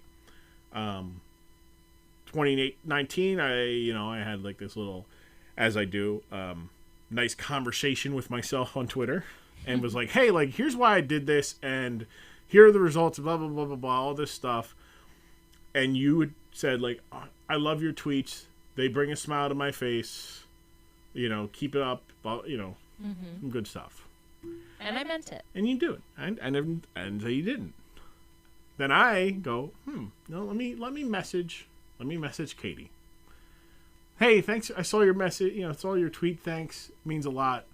I hope you're doing well. Nothing, folks. I got Zippo. They say shoot your shot. They say go in, shoot it, go ahead. She wants to be, strike up a conversation. Go ahead, shoot your shot. Send that DM. I did, chat. I did 2 years ago. And this beautiful woman left me on red for years.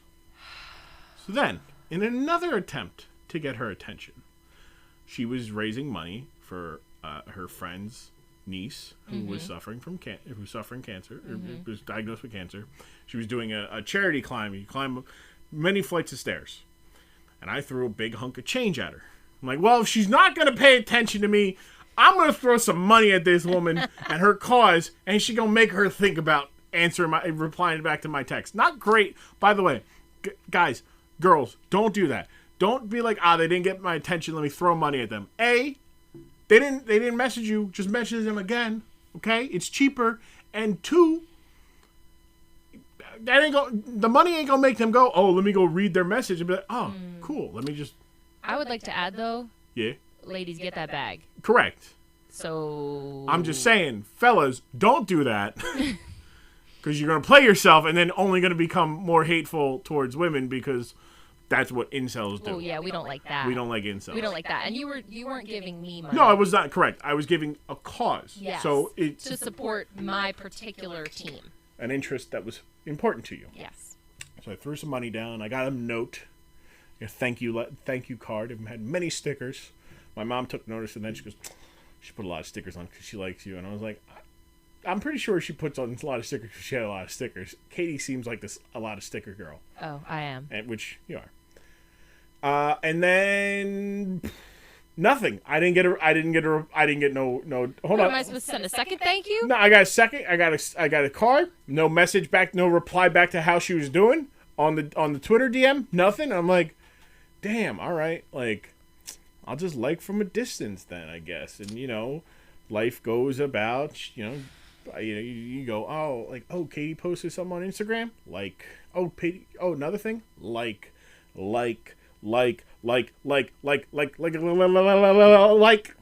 Freeze! Nothing. All the way until Christmas 2020. 2020. Yeah. 20. Christmas 2020. That's right. Christmas 2020, I put out a tweet that says, hey, don't forget to give the most important person a gift this year. A gift. You. Give yourself that gift of that courage. Slide in those DMs. Send that hey text message. What's the worst that can happen? And then I put a gif of me twirling around and saying sup because I am, if nothing but, conceited. And she sees this tweet, which is the whole point of sending out that tweet is that somebody in particular sends you that message. You don't send those kind of messages like, hey, shoot your shot. 99% of the time, somebody wants somebody to shoot their shot in their DMs when they say shoot your shot. You're just holding up a green light. Like, yeah. Excuse me, clear for landing. Hello, right here. Send that message. She writes up an entire thing on her note app and does not send it. Dated December 26th. How do I know this? She would later show me this. Where she says, hey, I don't know if you're feeling the vibes or not, but if you are, here's my number.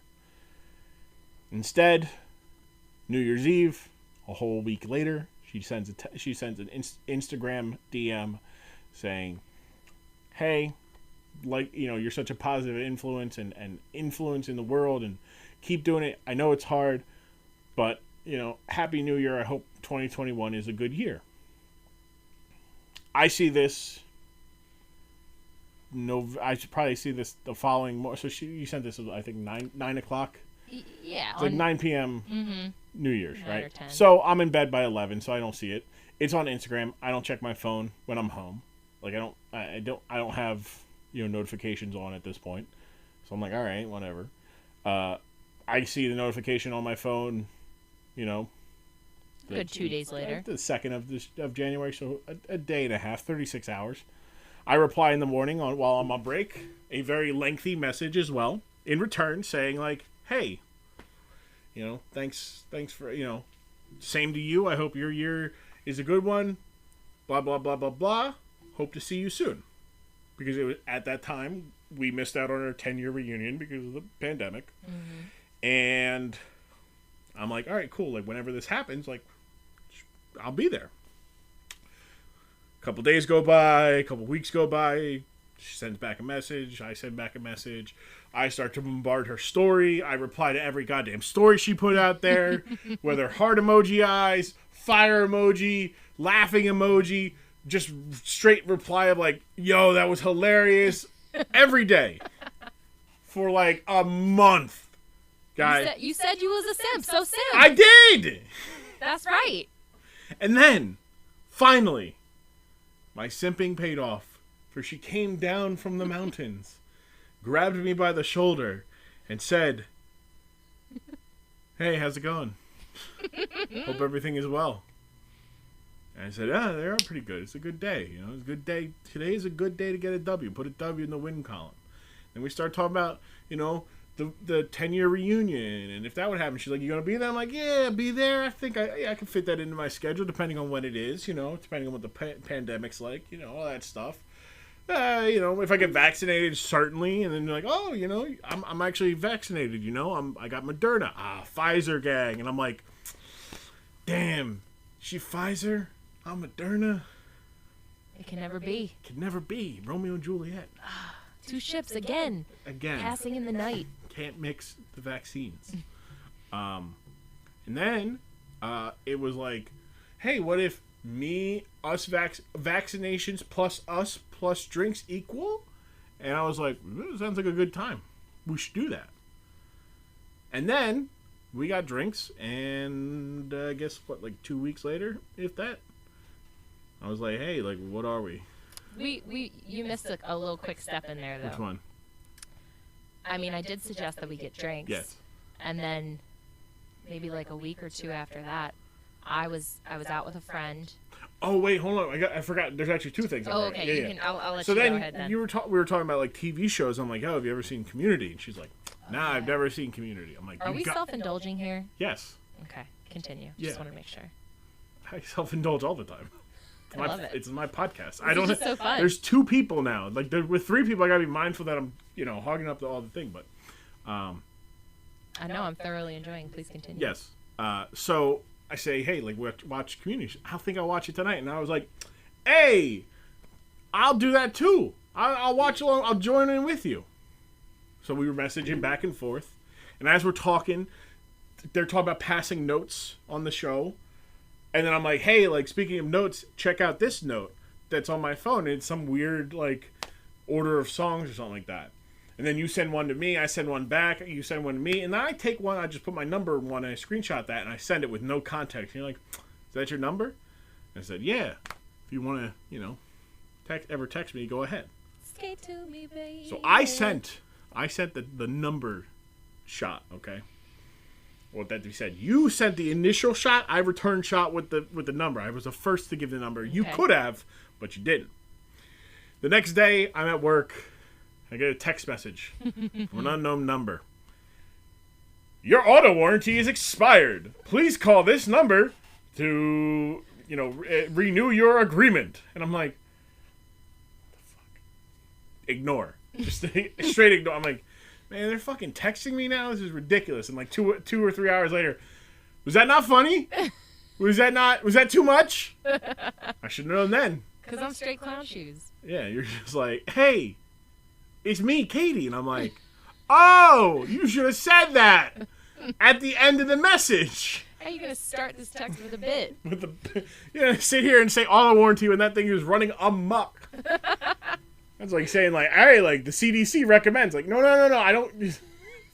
Shoot your shot without including topical ongoings that make people want to go, wait a second, hold on. I was shy. I know. And now look at you on a podcast with me. But then. So we start watching Community, set up a date in like 2 weeks' time. Because you were going out with your friends the following week. So. That's right. So following week goes by. We're texting. You're out with your friends. Your friends get a hold of your phone. So then it's like, hey, Katie really thinks you're cute. Cool, thanks. Katie's drunk. Okay. What would you rank? $400? That was a different time. You already... that was the... Yeah, that's right. So, not to say that I'm constantly out getting drunk. No. But on this particular occasion, we had planned to meet to go out on a date, and this was a few days prior to that. And about a week. Because I was out with friends that night, we couldn't watch Community together. Correct, yes. So that's right, yes. I was texting you to apologize because I was definitely not going to be going home that night. I needed to crash at my friend's due to my condition. And can I make it up for you? I was like, oh, I'm really sorry about Community, but like I think I have something that might make you feel better.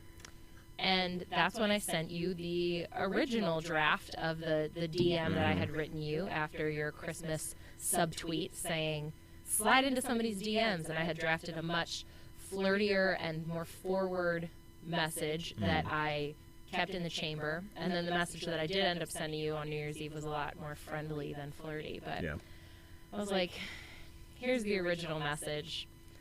And yeah, I like you. And you were like, that tweet was about you. Oh my goodness. And I was like, what? This is crazy. We're fucking almost 30 years old. What's wrong with us? Why didn't we just say something? Yeah. So anyway, it was a wonderful night because I was like, thank goodness. Because like, I'm not in the business of trying to talk to just anybody. So I was like, I feel like there's vibes here, and I think I was right. I would say so, yeah. And yeah, I don't regret any of that for a second. You shouldn't.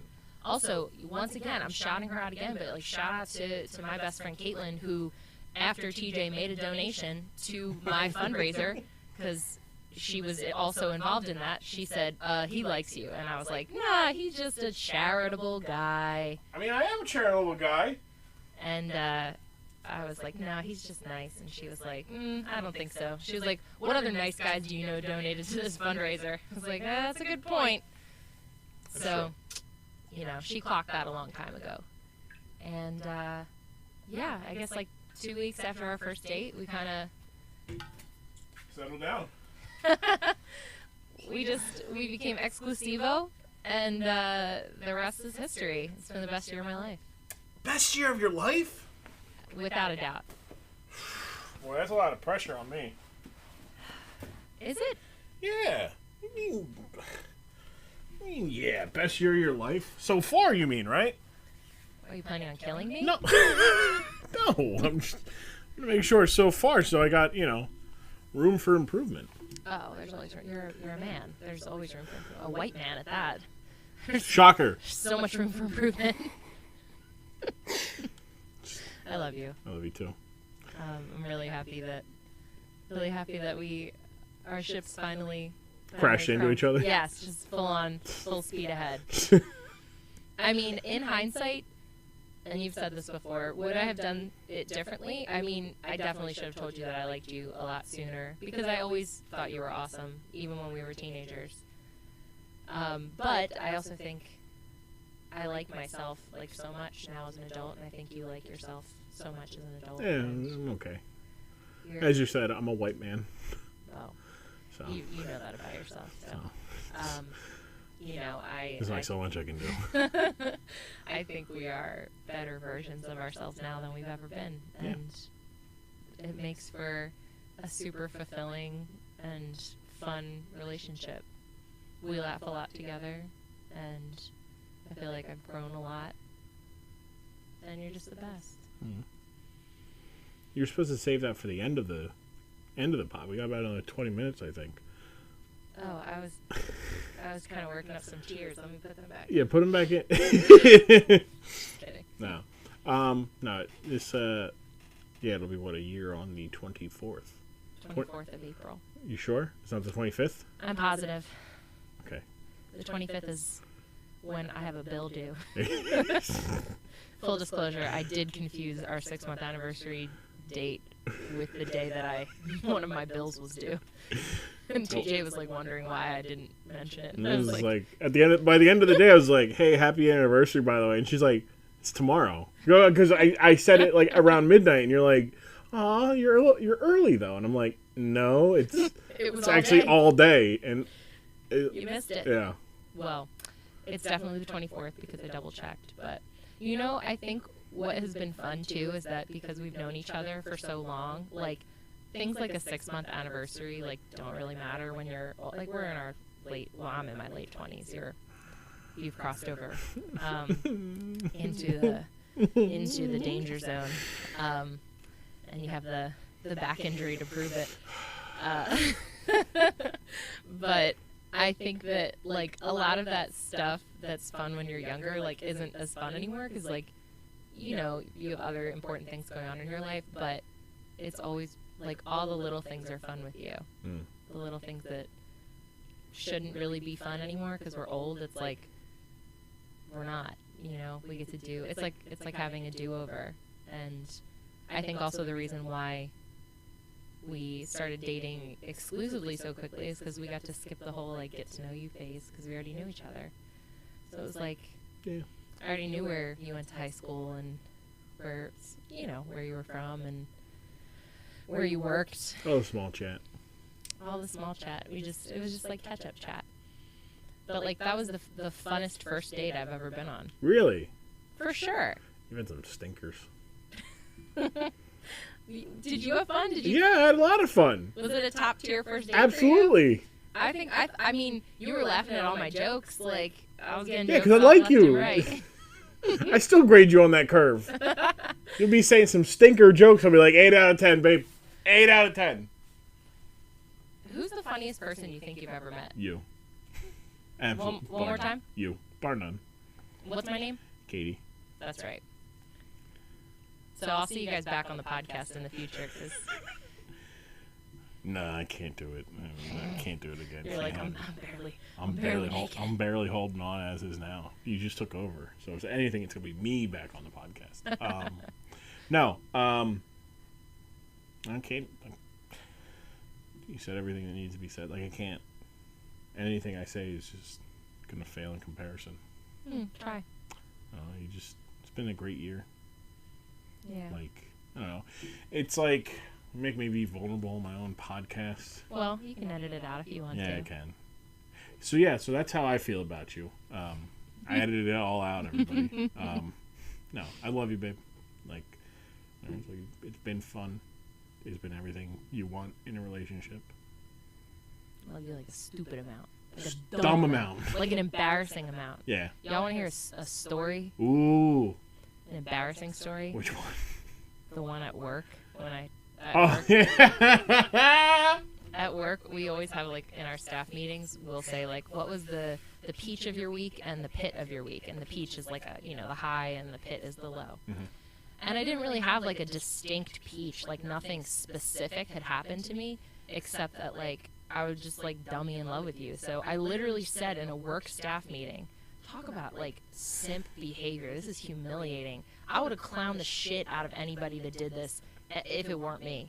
I was like, I can't think of a peach, but, like, things are going really well in my relationship. I'm just, like, really in love with my boyfriend. And, of course, everyone was like, "Aww." And then I thought about it later. I was like, oh, my God. Oh, brother, this guy stinks.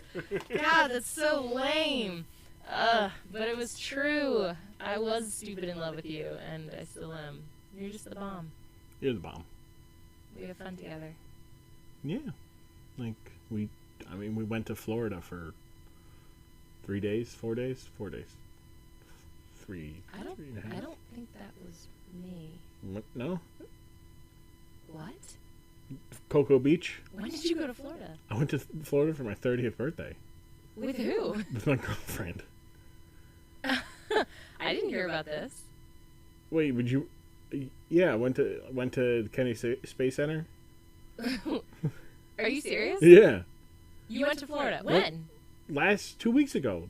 27th to the 30th. I thought you had to work that weekend, and that's why you weren't around. No, I was going to Florida. I told you, meet me at the airport. You met me at the airport. I don't think that was me. What? Yeah, I don't think that was me. Oh, shit. You know what? I gotta stop dating women who look the same. I gotta find different ones. It was definitely me, guys. It was me. I went to Florida in a pandemic. Yeah, same. I definitely did not post about it on social, though, because I don't want the smoke. Yeah, but we saw feral hogs.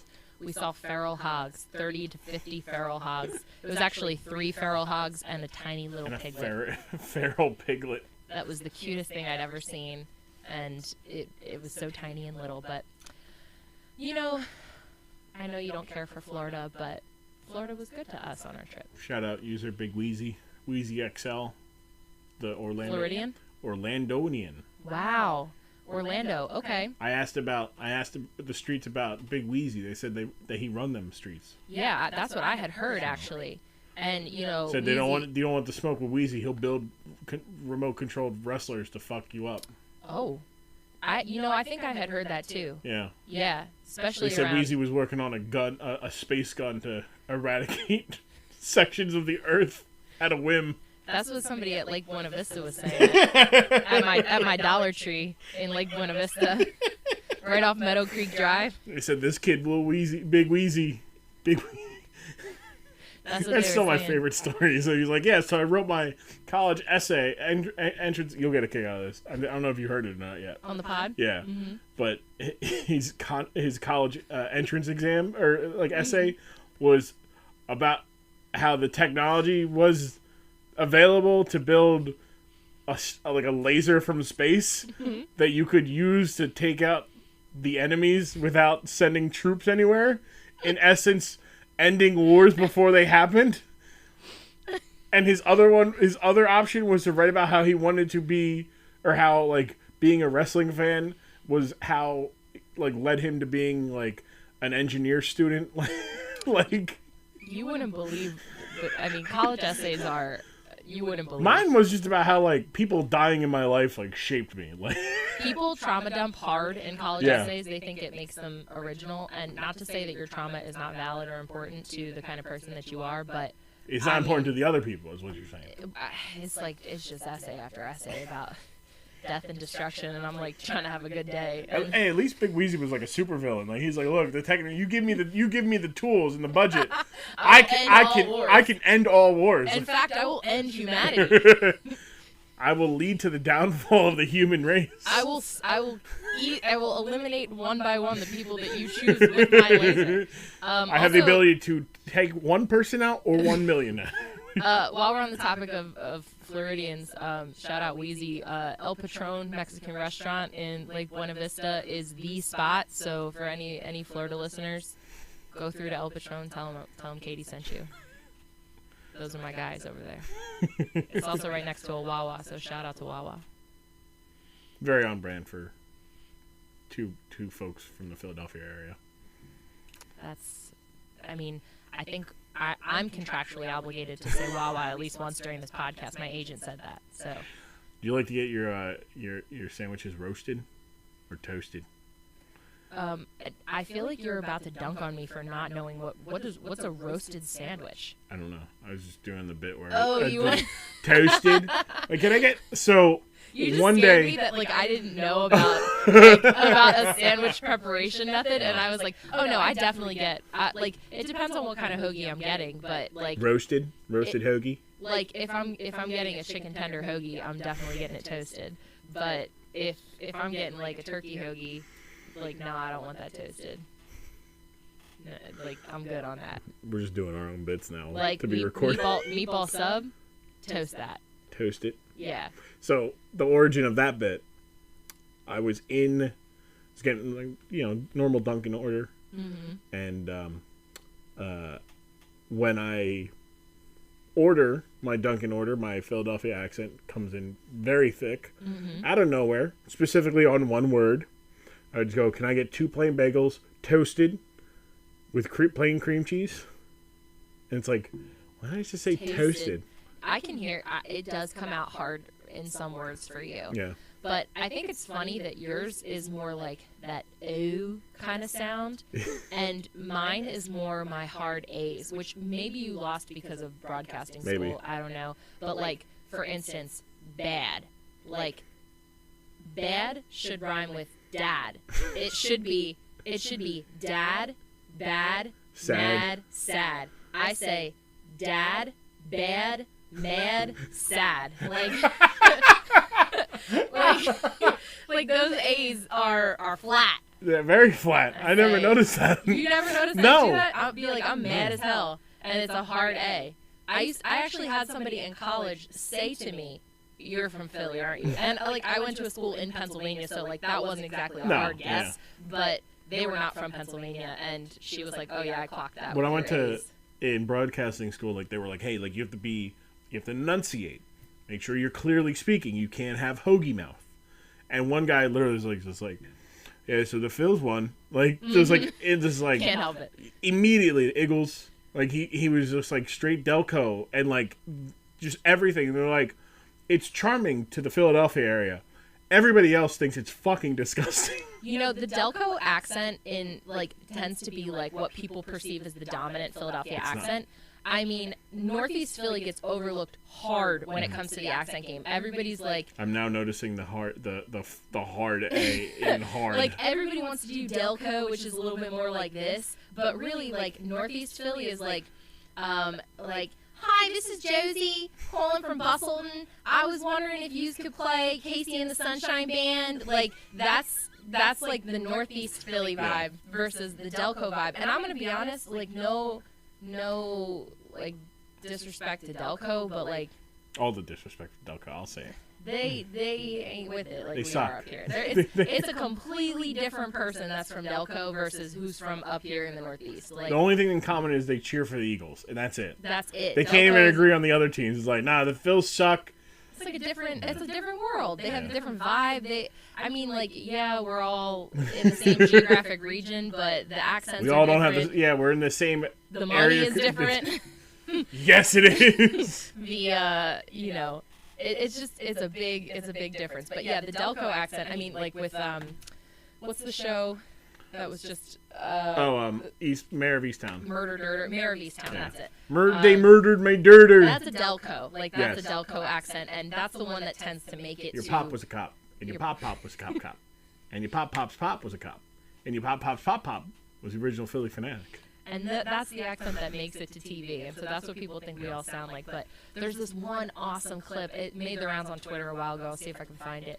But it's this guy named Mike Doan, and Mike Doan is from he's from Croydon, and he was like, yo, and he was literally on the news. And tell me it's a shooting star guy. Yes. And he was like, basically, like, there were some road crews doing work, and they were sawing down a metal sign, which was causing some sparks to fly from the metal on metal. And I don't know why they interviewed this guy or like why this was newsworthy, but they have him on the news, and he's like, I was over on the side of the road and I see some shooting stars. I started making a bunch of wishes, and it's just like it's the because most Philly thing. It's because of like that. Like, do you remember when they shut down that one Dunkin' Donuts in like Haverford or Havertown? No. They shut down a Dunkin' Donuts, and they're interviewing the people around them, and they're like, "Oh no, I don't want them. I hope they open up. I hope they open up back again." Or like it caught fire, so they close it. So they're okay, and they're all like, "That's where I get my coffee." Like, like that's where I get my bagels. Like, and one guy's like, "That's where I go to meet my PO." Like, he's like, "That's the other thing about Philly." Like, that's absolutely true. Like, so I go to meet my PO. Philadelphia has easily the greatest like unintentional news clips. There's the Unlike Aguilar guy. Oh my gosh, Unlike Aguilar. That man was a legend in Philadelphia. The shooting. I made a bunch of wishes. That man was catching babies that were being thrown out of a burning building and took time out of his day to throw some almighty shade. Like, Yeah.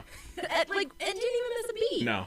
And then you got I'm Like 99% sure that that is dangerous, but I keep that. I'm 99% sure that's from Philadelphia. The guy who's like, yeah, no, but I keep that thing on me too. I'm 99% sure I saw that on Fox 29. Because in Philly, you don't get ready, you stay ready. And then the guy getting arrested, and they're like, what do you got to say? He goes, go Eagles. Like, as he's being put in the back of the car, they're like, what do you got to say for yourself? Go Eagles.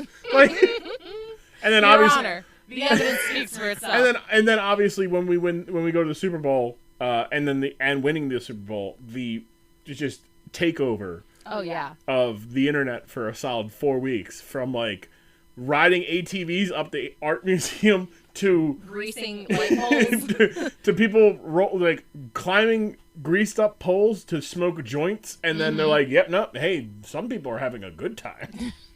Like they were gonna have a good time. The guy running everybody being excited, and he's just running along with the fucking subway train car, and fucking decks himself. Oh yeah. To fucking Elmo, the street drumming Elmo. That was an old classmate of ours. Really? Yeah, I'll tell you who it was afterwards. Okay. But yeah. Shout out to old classmate of ours. You know who you are, because if you were in an Elmo costume. No, they weren't in the Elmo. They took a video. They were taking a video. Wait. Yes. Oh, I knew that. Yeah. Sorry, I mouthed it. There's that, and then they're like, yeah, and then like the big guy in a bird mask coming in. I remember that. He's like, yeah, like out of nowhere. Out of nowhere. But yeah. Did you like that? What? They out of nowhere? Yeah. The little Randy Orton call? Yeah, because this is a wrestling podcast. You know what? Sometimes it is. It starts off as a wrestling podcast, and then we go to a break, and then we come back, and it's a completely different podcast. It could just be a proclamation of Valentine's love. Yeah. And honestly, Valentine's Day is one of my favorite holidays. I've spent most Valentine's days being single, and I still loved every second of it, because love is not only romantic love. There is platonic love. There is just admiration for people in your life. Like, don't equate your worth to your Valentine and whether or not you have one. Just celebrate love in all forms. Like, the human experience is so vast, but most people have the opportunity at least once to experience some form of love, even if it's like a pet. It's like, just like relish that. You're so lucky if you get to experience that in any form. It doesn't have to be romantic love. Am I hyped that I have a real Valentine this year? Absolutely, because, I'll be loving you. I love you too. So. Shake hands. Well, it's been nice. It's been nice. My agent said that I'm only contractually obligated to say I love you 3 times in this podcast. So. Yeah. Well, you said it more though. That's the problem. Oh, Is they gonna charge me? That is simp behavior. What have you done to me? I'm just that good. I just took my energy and put it into you, and now you're just reciprocating the energy. And now, when you no longer have that energy, I just give it back to you. We just trade it back and forth. Mm-hmm. I don't know about the science behind that, but I don't have a better explanation. Energy, Energy transference. It property. Energy doesn't just disappear. It's not created, or it is converted, So. Okay. I took my simp energy and I put it into you, and you converted it to love. And now your love is taking... So you tricked me with science? Yes. Did it work? I have to go. Okay. Door's there. So thank you guys. So that was a good episode. Before we go, Valentine's Day. Mm-hmm. Right? As we're recording this, it's not been Valentine's Day. No, okay. Not yet. What is your prediction for what I'm doing for Valentine's Day? I'm afraid that I'm going to get it on the nose, and then will it deter you from wanting to do it? Absolutely not. The plans are already in motion. Okay, this is what I think you're going to do. Okay. I have remarked a few times how your car has a fully glass top roof, and how I think it would be fun to put the seats down in your car and like go look at stars, like stargaze in the back of your car. You've been giving me a little pushback on that. You're like, that doesn't sound like a lot of fun. But I think it does. And so I think that we are going to drive somewhere where it's dark and open the roof and stargaze. Maybe eat some snacks. Maybe tell some jokes. Hang out a little bit. It's a work night, so maybe for a couple hours. And that's my guess. That's what we're going to do on Valentine's Day. Interesting. That's a pretty good. If that's what happens, that's pretty good. That's good for me. Why? That sounds like a good Valentine's Day. Did you ask me so that you can just execute whatever it was that I said? Like I told you, plans are already in motion. You're sneaky enough to be like, what do you think's going to happen? And then be like, write that down. Write that down! Yeah, not for this year. That's too obvious. No, I think that... Also, that sounds like a better birthday gift, if you ask me. Interesting. Well, if that's not what you're planning, then I have no clue. Interesting. What are you planning? So, I'm going to tell you what I think you're going to do for Valentine's Day. You're going to sit back and let me do all the goddamn work and then go, I got you this. And then you're going to give me like, I don't know, $25 gift card to Dunkin' Donuts. And, I don't know, I owe you one fresh made breakfast. Because you're going to be like, you're the man. You got to do what you got. It's about you got to put in work. This is so fascinating. It's like you don't know me at all. Also, I'm just doing that for the This the is bit. a bit, right? It's all a bit. You going to use the bit safe word? Don't tell them. No. They can't know our safe word. We have a safe word for when someone's taking a bit too far. Because, like, I don't want to block your shine when you're sometimes you're really just on a roll. Yep. And I don't want to be like, I don't like this bit. But I also sometimes, it's a good joke, it's a great joke even, but I need you to stop anyway. So we have a safe word for when the bit has gone too far, but you'll never guess it. Don't say it. Nope. So my back's tightening up a little bit. And also, we've been doing this for about, as we've been recording this at 2.5 hours. Oh my goodness. Yeah, so this has probably been 2 hours of content for people, so we'll wrap it up. Final thoughts about the wedding of Indi, Hartwell, and Dexter Lumis. I'm gonna have to say I stan. Are they still together? Technically, yes. Well, I hope that life brings them nothing but happiness, joy, and weirdness. They just seem like a perfect fit. I was flabbergasted when she spoke with an accent. I think that's such a fun little quirk for somebody in a partnership with somebody who doesn't speak at all. So, an Australian and a guy who just chooses not to talk. And I love that their name is InDex. What a fun little name for a fun little couple. And I love some good production value. They delivered on all fronts. Production value, believability, theatrics. Minor violence. What was a better little side part? The ring bearer or Andre Chase? The ring bearer. Okay. That jacket was primo. It's the second best jacket. The second best jacket of the night. That's right. Yeah. And that is a style strong. Yeah. So okay. You're hitting all fronts. That's good. You're invested. I do feel invested. I feel invested in their love. And, when he said I do, he said the words, it was like, this man is committed to this woman. Yeah, he finally said words. He committed to the bit. And he choked out a minister, threatened everybody with an axe. What's more romantic than that? Gave a thumbs up as his vow. In fact, I've been kind of waiting for when you're going to threaten somebody with an axe. I have. You just don't know that. Wow. Do you want it in public? Well, a little, now that I know that you're down for it. Okay, all right. Can do. Babe, I love you.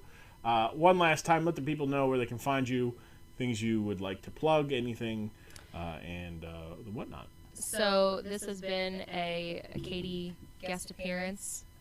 You can find me at chemroxum on the internet, and again, I'm not going to spell it, but you can also find me in TJ's tagged photos, probably more likely. I'm probably the only person tagging you in photos these days. Mm-hmm. So, don't forget to be nice to the people around you. Do something kind for a stranger. It can be as simple as staying home. Yeah, be good to yourself. Oh, you forgot. It's 3. It's be good to yourself. I forgot what. I was just saying things off the top of my head. Mm-hmm. I didn't forget anything. Yeah. I was just saying. You're just doing my thing. What? What are you talking about? My closing things. I tell people to be good to themselves. Be, good to the people around them. Closing on what? Like the closing. When I end my outros, I say, hey, like I hope you had a good day. I get to see you again, and I hope you be good to yourselves. Be nice to be around you. Do something kind for a stranger. It could be simple as staying in if you don't have to go out. If you do have to go out, wear a mask. Social distance. It's still a pandemic going on. Get vaccinated if you have not gotten vaccinated. Get boosted if you have not been boosted. Mm-hmm. As somebody who got COVID, was vaccinated but not boosted, that shit was not fun. Seeing somebody who was boosted have it, they just were back to work in a couple days and felt fine. Mm-hmm. Somebody who was not vaccinated, not boosted, had it. Not fun for them. Get vaccinated. Wash your hands. Mm-hmm. Very important. Wash your ass. Oh, no doubt. Wash your calves. 100%. Unless your name is Empire or Basque. Remember, not enough to just be tolerant. You must be anti-intolerance. That's anti-racism, anti-sexism, anti-homophobia, anti-transphobia, anti-Semitism, anti-hate in many forms.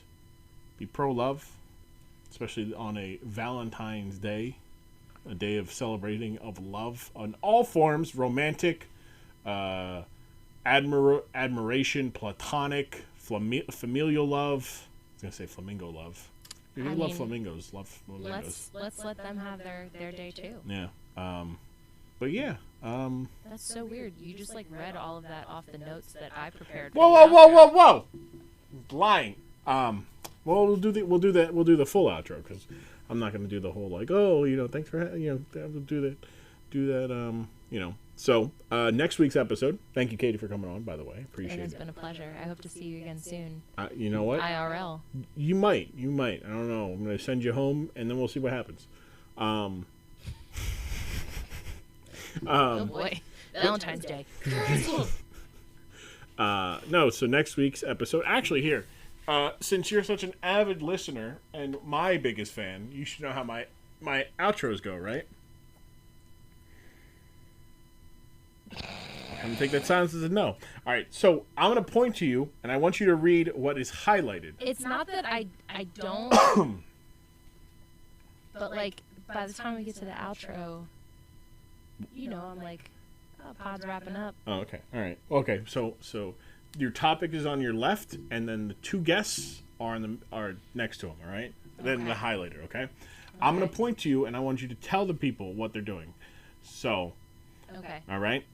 So, thank you guys for checking out this week's episode of Dork Side of the Ring. Next week, we got a fun one. We've got Duke the Dumpster with special guests Diabito and Hob. There you go. Yeah, we're talking Duke the Dumpster Drose with the CPFs Diabito and Hob. Good chat with those two chums. A lot of good fun. Also, if you haven't already, leave a 5-star rating on Spotify and a 5-star review on Apple Podcasts. Spotify has a 5-star rating system now. Go there, do that, right, babe? You've done it. I have done it. I showed you it. That's right. I said, babe, look, they've got ratings now. I said, smash that 5-star. This is my favorite podcast with the most handsome, funny host on Spotify. Thank you. With really good stances on things. This is true. I do. I have the greatest of stances. Great stances, hot takes. Yeah. I was going to say something. We're getting to that time. Nope. But yeah, so Duke the Dumpster Drosy next week with Diabito and Hob. We're also check out Spotify 5-star ratings, Apple Podcasts 5-star ratings, and leave a review. Helps us grow. I'll be reading them next week's episode.